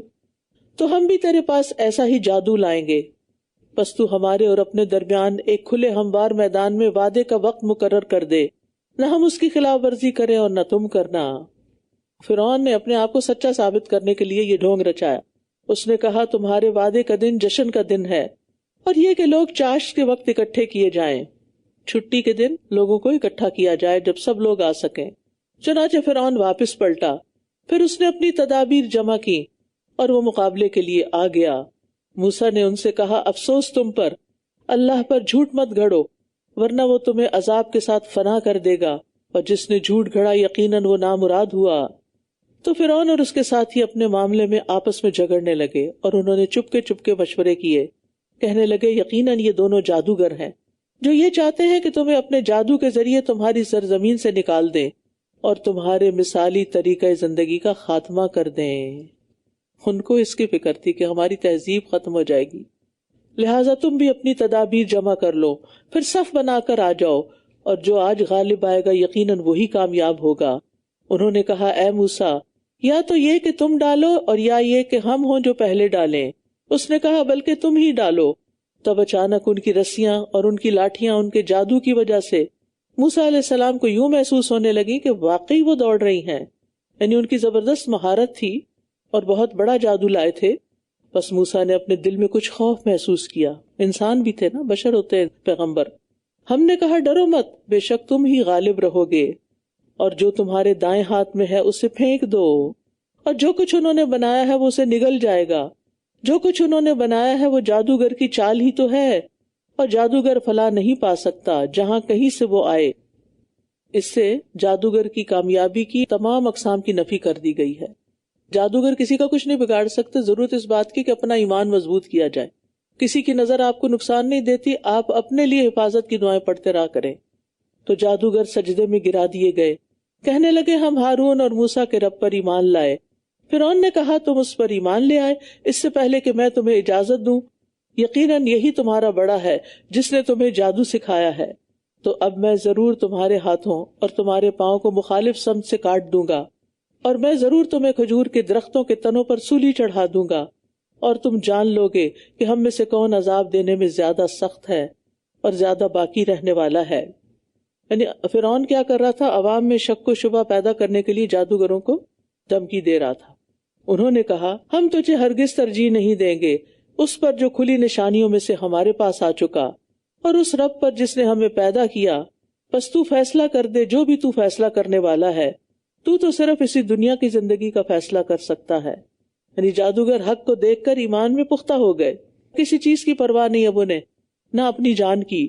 بے شک ہم اپنے رب پر ایمان لے آئے ہیں تاکہ وہ ہمارے لیے ہماری خطائیں بخش دے، اور اس جادوگری کو بھی جس پر تو نے ہمیں مجبور کیا ہے، یعنی اس جادو کے گناہ کو بھی، اور اللہ ہی بہتر ہے اور زیادہ باقی رہنے والا ہے۔ حقیقت یہ ہے کہ جو بھی اپنے رب کے پاس مجرم بن کر آئے گا تو یقیناً اس کے لیے جہنم ہے، نہ وہ اس میں مرے گا اور نہ جیے گا۔ جہنم میں نہ زندگی ہے نہ موت ہے، نہ زندوں میں نہ مرنے والوں میں۔ اور جو کوئی اس کے پاس مومن بن کر آئے گا جبکہ اس نے نیک اعمال بھی کیے ہوں گے تو یہی لوگ ہیں جن کے لیے بلند و بالا درجات ہیں۔ ایمان لانے والوں کے لیے جنت کے مختلف درجات ہیں ان کے اعمال کے مطابق۔ جنات عدن تجری من تحتها الانہار، ہمیشگی کے باغات ہیں جن کے نیچے نہریں بہتی ہوں گی، ان میں وہ ہمیشہ رہنے والے ہیں، اور یہی بدلہ ہے اس کا جو پاکیزگی اختیار کرے۔ اور بلا شبہ ہم نے موسیٰ کی طرف وحی کی کہ میرے بندوں کو راتوں رات لے چلو، پھر ان کے لیے سمندر میں ایک خشک راستہ بنا لو، نہ تمہیں گھیرے جانے کا خوف ہوگا اور نہ تم ڈرو گے، تمہیں کوئی پکڑ نہیں سکے گا۔ بس فرعون نے اپنے لشکروں کے ساتھ ان کا پیچھا کیا، پھر انہیں سمندر سے اس چیز نے ڈھانپ لیا جس نے انہیں ڈھانپنا تھا، اور فرعون نے اپنی قوم کو گمراہ کر دیا اور صحیح رہنمائی نہ کی۔ اے بنی اسرائیل، یقیناً ہم نے تمہیں تمہارے دشمن سے نجات دی، اور ہم نے تم سے طور کی دائیں جانب کا وعدہ لیا، اور ہم نے تم پر من و سلوہ اتارا۔ اللہ تعالیٰ اپنے احسانات یاد کرا رہے ہیں۔ کلوا من طیبات ما رزقناکم، ان پاکیزہ چیزوں میں سے کھاؤ جو ہم نے تمہیں بطور رزق دی ہیں، اور تم اس میں حد سے نہ بڑھو ورنہ تم پر میرا غضب اترے گا، اور جس پر میرا غضب اترا تو یقیناً وہ ہلاک ہو گیا۔ یعنی رزق میں تجاوز نہ کرو، یعنی دوسرے کا حق نہ کھاؤ، فضول خرچی نہیں کرو، رزق پا کے اتراؤ مت، جو اس کے حقوق ہیں وہ ادا کرو، نافرمانی کی جگہوں پہ خرچ نہ کرو۔ وَإِنِّي لَغَفَّارٌ لِمَن تَابَ وَآمَنَ وَعَمِلَ صَالِحًا ثُمَّ اهْتَدَىٰ، اور بے شک میں اس کو بہت بخشنے والا ہوں جو توبہ کرے اور ایمان لائے اور نیک عمل کرے پھر وہ ہدایت پر قائم رہے۔ مغفرت کے لیے 4 شرائط کا ذکر کر دیا گیا ہے۔ وَمَا أَعْجَلَكَ عَنْ قَوْمِكَ يَا مُوسَىٰ، اور اے موسیٰ کیا چیز تمہیں تمہاری قوم سے پہلے جلد لے آئی، یعنی تم قوم کو چھوڑ کر طور کی طرف جلدی کیسے آ گئے؟ اس نے کہا وہ سب لوگ میرے پیچھے ہی آ رہے ہیں، اور اے میرے رب میں نے تیری طرف آنے کی جلدی کی تاکہ تو راضی ہو جائے۔ سبحان اللہ، موسیٰ علیہ السلام نے اگرچہ جلدی کی تھی، جلد بازی پسندیدہ چیز نہیں، لیکن یہ جلدی بھی کیوں کی کہ اللہ کو راضی کرنا ہے، اللہ سے ملاقات کرنی ہے۔ فرمایا ہم نے تمہارے بعد تمہاری قوم کو فتنے میں ڈال دیا ہے اور سامری نے انہیں گمراہ کر دیا ہے۔ اصل موسیٰ علیہ السلام قوم کو 30 دن کا اعتکاف بتا کر گئے تھے، جسے اللہ تعالیٰ نے 40 دنوں سے مکمل کیا۔ قوم اس سے بے خبر تھی، انہیں نہیں پتا تھا موسیٰ کب آئیں گے۔ اس مدت سے فائدہ اٹھا کر سامری نے کیا جو کچھ کیا، تو موسیٰ اپنی قوم کی طرف سخت غضبناک اور غمگین ہو کر پلٹا، کہا اے میری قوم، کیا تمہارے رب نے تم سے اچھا وعدہ نہیں کیا تھا؟ پھر کیا وہ مدت تم پر طویل ہو گئی، یا تم نے چاہا کہ تم پر تمہارے رب کی طرف سے کوئی غضب نازل ہو جائے تو تم نے میرے وعدے کے خلاف کیا؟ انہوں نے کہا ہم نے اپنی مرضی سے تیرے وعدے کی خلاف ورزی نہیں کی، بلکہ فرعون کی قوم کے زیورات کے بوجھ ہم پر لاد دیے گئے تھے تو ہم نے انہیں پھینک دیا۔ پھر اسی طرح سامری نے بھی کچھ بنا ڈالا، یعنی ان کے پاس کوئی معقول جواب نہیں تھا۔ پھر اس نے ان کے لیے ایک مجسم بچڑا بنا ڈالا، اس کی گائے کی سی آواز تھی۔ انہوں نے کہا یہی تمہارا معبود ہے، اور موسیٰ کا معبود تو وہ بھول گیا ہے۔ اس طرح سامری نے اپنی قوم کو بہکایا۔ کیا پھر یہ دیکھ نہیں رہے تھے کہ وہ بچڑا ان کی بات کا جواب بھی نہ لوٹاتا اور نہ ہی وہ ان کے لیے کسی نفع اور نقصان کا اختیار رکھتا تھا. اور بے شک ہارون نے انہیں اس سے پہلے ہی کہہ دیا تھا، اے میری قوم، تم اس بچڑے کے ذریعے آزمائے گئے ہو اور یقیناً تمہارا رب تو رحمان ہی ہے، بس تم میری پیروی کرو اور میرے حکم کی اطاعت کرو. یعنی ہارون علیہ السلام نے پیچھے آسان طریقے سے قوم کو سمجھایا تھا. وہ کہنے لگے، ہم تو ہمیشہ اسی پر جم کر بیٹھے رہیں گے یہاں تک کہ موسیٰ ہماری طرف لوٹ آئے. موسیٰ نے کہا، اے ہارون، جب تو نے دیکھا کہ وہ بھٹک گئے ہیں تو کس چیز نے تجھے روکا کہ تو میری پیروی نہ کرے؟ کیا پھر تو نے میرے حکم کی نافرمانی کی؟ ہارون نے کہا، اے میری ماں کے بیٹے، نہ تم میری داڑھی کو پکڑو اور نہ میرے سر کو. در حقیقت مجھے تو اس کا خوف تھا کہ تم کہو گے کہ تو نے بنی اسرائیل کے درمیان تفرقہ ڈال دیا ہے اور تم نے میری بات کا انتظار نہ کیا. اس نے کہا، تو اے سامری، تیرا کیا معاملہ ہے؟ اس نے کہا، میں نے وہ دیکھا جو اوروں نے نہیں دیکھا. بس میں نے رسول کے نقش قدم سے ایک مٹھی بھر لی، پھر میں نے اسے بچھڑے میں ڈال دیا اور اس طرح میرے نفس نے مجھے یہ کام اچھا کر دکھایا. اس نے کہا، فذہب، تو جا، بے شک تیرے لیے اس زندگی میں یہی مقدر ہے کہ تو کہتا رہے، لا مساس، لا مساس، نہ چھونا، نہ چھونا، ڈونٹ ٹچ می. اور تیرے لیے آخرت میں وعدے کا ایک وقت مقرر ہے، تو ہرگز اس سے پیچھے نہ چھوڑا جائے گا. اور اپنے اس معبود کی طرف دیکھ جس پر تو جم کر بیٹھا رہا، ہم اسے ضرور جلا ڈالیں گے، پھر اس کی راکھ کو دریا میں اچھی طرح بکھیر دیں گے. اگرچہ وہ سونے کا تھا لیکن فتنے کو ختم کرنے کے لیے اسے جلایا بھی گیا اور پھینک بھی دیا گیا. ہم نے تو اپنے گھروں میں کرسٹل کے بت سجا سجا کے رکھے ہوئے کہ اتنے قیمتی ہیں، ان کا کیا کریں.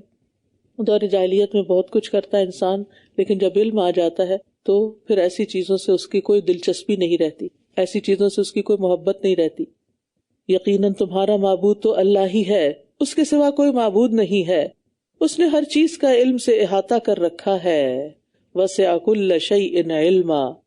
اسی طرح ہم آپ پر کچھ وہ خبریں بیان کر رہے ہیں جو پہلے گزر چکی، اور یقیناً ہم نے آپ کو اپنے پاس سے ایک ذکر عطا کیا ہے، یعنی یہ قرآن. من اعرض عنہ فإنہ یحمل یوم القیامۃ وزرا. جس نے اس سے منہ موڑا تو یقیناً وہ قیامت کے دن ایک بھاری بوجھ اٹھائے ہوئے ہوگا. وہ اس میں ہمیشہ رہنے والے ہیں، اور قیامت کے دن وہ ان کے لیے بہت برا بوجھ ہوگا جس دن سور میں پھونکا جائے گا، اور ہم مجرموں کو اس دن نیلی آنکھوں والے بنا کر اکٹھا کریں گے.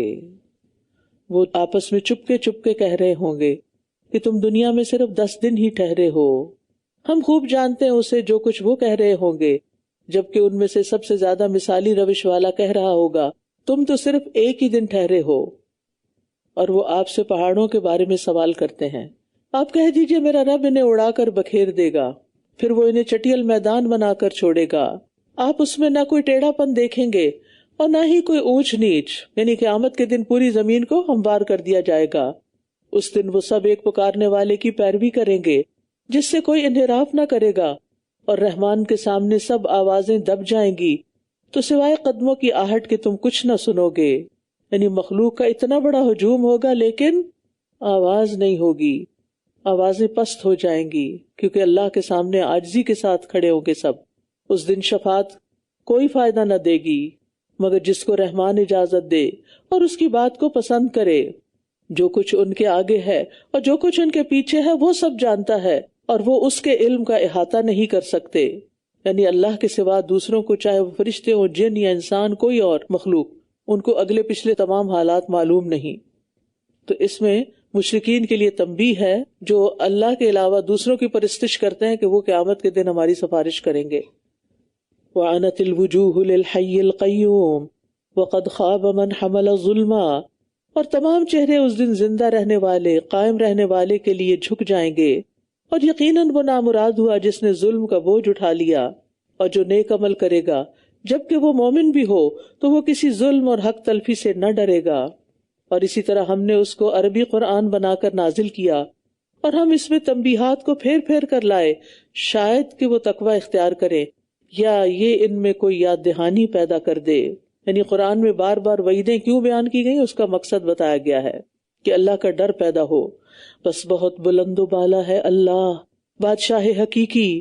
اور آپ اس قرآن کے پڑھنے میں جلدی نہ کیجیے اس سے پہلے کہ آپ کی طرف اس کی وحی پوری ہو جائے، اور کہہ دیجیے وَقُلْ رَبِّ زِدْنِی عِلْمًا.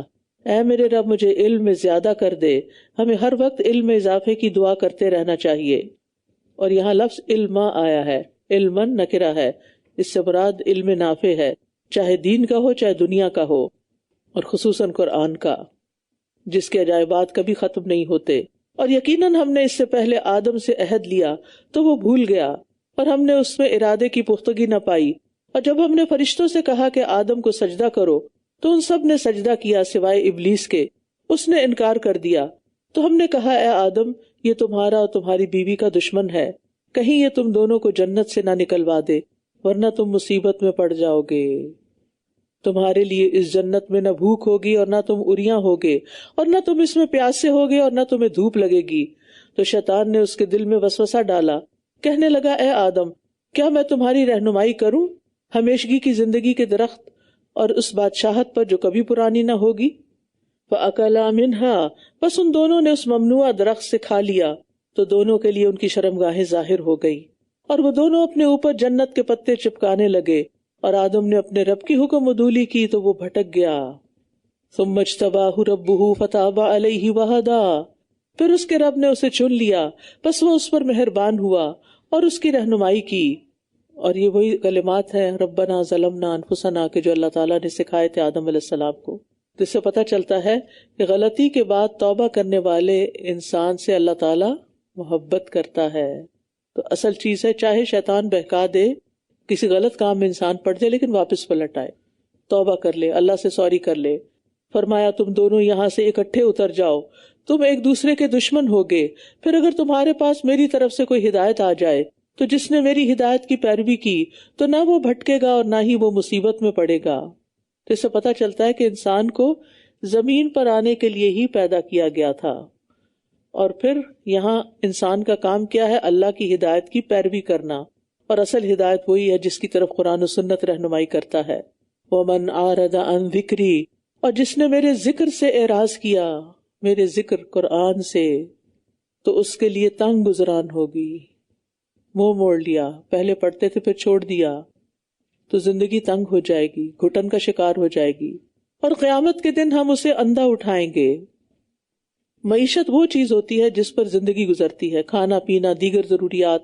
اور تنگ زندگی کا مطلب یہ نہیں کہ صرف وہ ہوں گی نہیں، بلکہ ہوں گی بھی تو ان میں کوئی لطف نہیں رہے گا، ایسے ایسے مسائل آئیں گے ان میں. اور یہ بھی کہا گیا کہ اس سے مراد عذاب قبر ہے. تو اس میں دنیا اور برزخی زندگی دونوں ہی کی تنگی شامل ہے. اور کتنے ہی مالدار لوگ ایسے ہیں اور کتنے ہی ریسورسفل لوگ ایسے ہیں کہ جن کے پاس سب کچھ ہے لیکن ان کی اولاد نے ان کا ناک میں دم کر رکھا ہے اور زندگی کی کسی نعمت کو انجوائے نہیں کر پاتے کیونکہ نہ خود دین پر تھے نہ بچوں کو دین سکھایا، لہٰذا وہ بگڑ گئے، بھٹک گئے. تو یہاں پر دنیا میں حق کو قبول نہ کرنے کی سزا ہے کہ انسان قیامت کے دن اندھا بہرا کر کے اٹھایا جائے گا. وہ کہے گا میرے رب تو نے مجھے اندھا کیوں اٹھایا حالانکہ میں تو دیکھنے والا تھا. وہ فرمائے گا اسی طرح تیرے پاس ہماری آیات آئی تھی تو انہیں بھول گیا، اور اسی طرح آج تو بھلا دیا جائے گا. آج تیرا بھی کوئی پرسان حال نہیں. بہت ہی غور کرنے والی آیات ہیں، بہت سبق لینے والی آیات ہیں کہ قرآن سے روگردانی کا انجام نہ دنیا میں اچھا نہ آخرت میں. ایسے ایسے مسائل ہیں کہ انسان سوچ بھی نہیں سکتا. اور اسی طرح ہم بدلہ دیتے ہیں اس کو جو حد سے گزر جائے اور اپنے رب کی آیات پر ایمان نہ لائے. اور یقیناً آخرت کا عذاب زیادہ شدید اور زیادہ باقی رہنے والا ہے. پھر کیا اس بات نے ان کی رہنمائی نہیں کی کہ ہم نے ان سے پہلے کتنی ہی بستیاں ہلاک کی جن کے رہنے کی جگہوں میں یہ چلتے پھرتے ہیں. یقیناً اس میں عقل والوں کے لیے نشانیاں ہیں. اور اگر آپ کے رب کی طرف سے پہلے سے ایک طے شدہ بات اور میعاد مقرر نہ ہو چکی ہوتی تو عذاب لازم ہو جاتا. بس صبر کیجئے اس پر جو وہ کہتے ہیں اور اپنے رب کی حمد کے ساتھ تسبیح کیجئے سورج طلوع ہونے سے پہلے اور اس کے غروب ہونے سے پہلے اور کچھ رات کی گھڑیوں میں بھی. بس تسبیح کیجئے اور دن کے دونوں کناروں میں بھی تاکہ آپ راضی ہو جائیں. یہ اطمینان قلب کا ذریعہ ہے. 5 نمازوں کی پابندی. اور آپ ان چیزوں کی طرف نگاہیں اٹھا کر بھی نہ دیکھیں جو ہم نے ان کے مختلف لوگوں کو دنیا کی زندگی کی رونق کے لیے دے رکھی ہیں تاکہ ہم انہیں اس میں آزمائیں. اور آپ کے رب کا رزق بہت بہتر اور زیادہ باقی رہنے والا ہے. اور اپنے گھر والوں کو نماز کا حکم دیجیے اور خود بھی اس پر قائم رہیے. ہم آپ سے کسی رزق کا سوال نہیں کرتے، ہم ہی آپ کو رزق دیتے ہیں. اور اچھا انجام تو تقویٰ کے لیے ہے، یعنی تقویٰ والوں کے لیے ہے۔ اس سے پتہ چلتا ہے کہ روزی کمانے کی خاطر اپنی عبادات میں سستی نہیں کرنی چاہیے، کیونکہ اللہ تعالیٰ نے انسان کو اپنی عبادت کے لیے پیدا کیا ہے۔ کیونکہ جو شخص ایسا کرتا ہے تو اس کا فقر اللہ تعالیٰ اس کی آنکھوں کے سامنے رکھ دیتا ہے، اس کے معاملات بکھیر دیتا ہے، اور دنیا سے اسے بس اتنا ہی ملتا ہے جو اس کے مقدر میں ہوتا ہے۔ تو دنیا اور آخرت دونوں میں اچھا انجام تقویٰ پر ہی منحصر ہے۔ اور یہ کہتے ہیں یہ ہمارے پاس اپنے رب کی طرف سے کوئی نشانی کیوں نہیں لاتا؟ کیا بھلا ان کے پاس کوئی واضح دلیل نہیں آئی جو پہلے صحیفوں میں ہے؟ اور اگر ہم اس سے پہلے ہی انہیں کسی عذاب کے ساتھ ہلاک کر دیتے تو یہ لوگ ضرور کہتے، اے ہمارے رب، تو نے ہماری طرف کوئی رسول کیوں نہ بھیجا تاکہ ہم تیری آیات کی پیروی کرتے اس سے پہلے کہ ہم ذلیل و رسوا ہوتے۔ کہہ دیجئے سب انتظار کر رہے ہیں، لہٰذا تم بھی انتظار کرو۔ وَسَتَعْلَمُونَ مَنْ أَصْحَابُ الصِّرَاطِ السَّوِيِّ وَمَنِ اهْتَدَىٰ، ان قریب تم جان لوگے کہ سیدھے رستے والے کون ہیں اور کون ہیں جنہوں نے ہدایت پائی۔ وآخر دعوانا ان الحمد للہ رب العالمین۔ سبحانک اللہم وبحمدک، اشہد ان لا الہ الا انت، استغفرک واتوب الیک۔ السلام علیکم ورحمۃ اللہ وبرکاتہ۔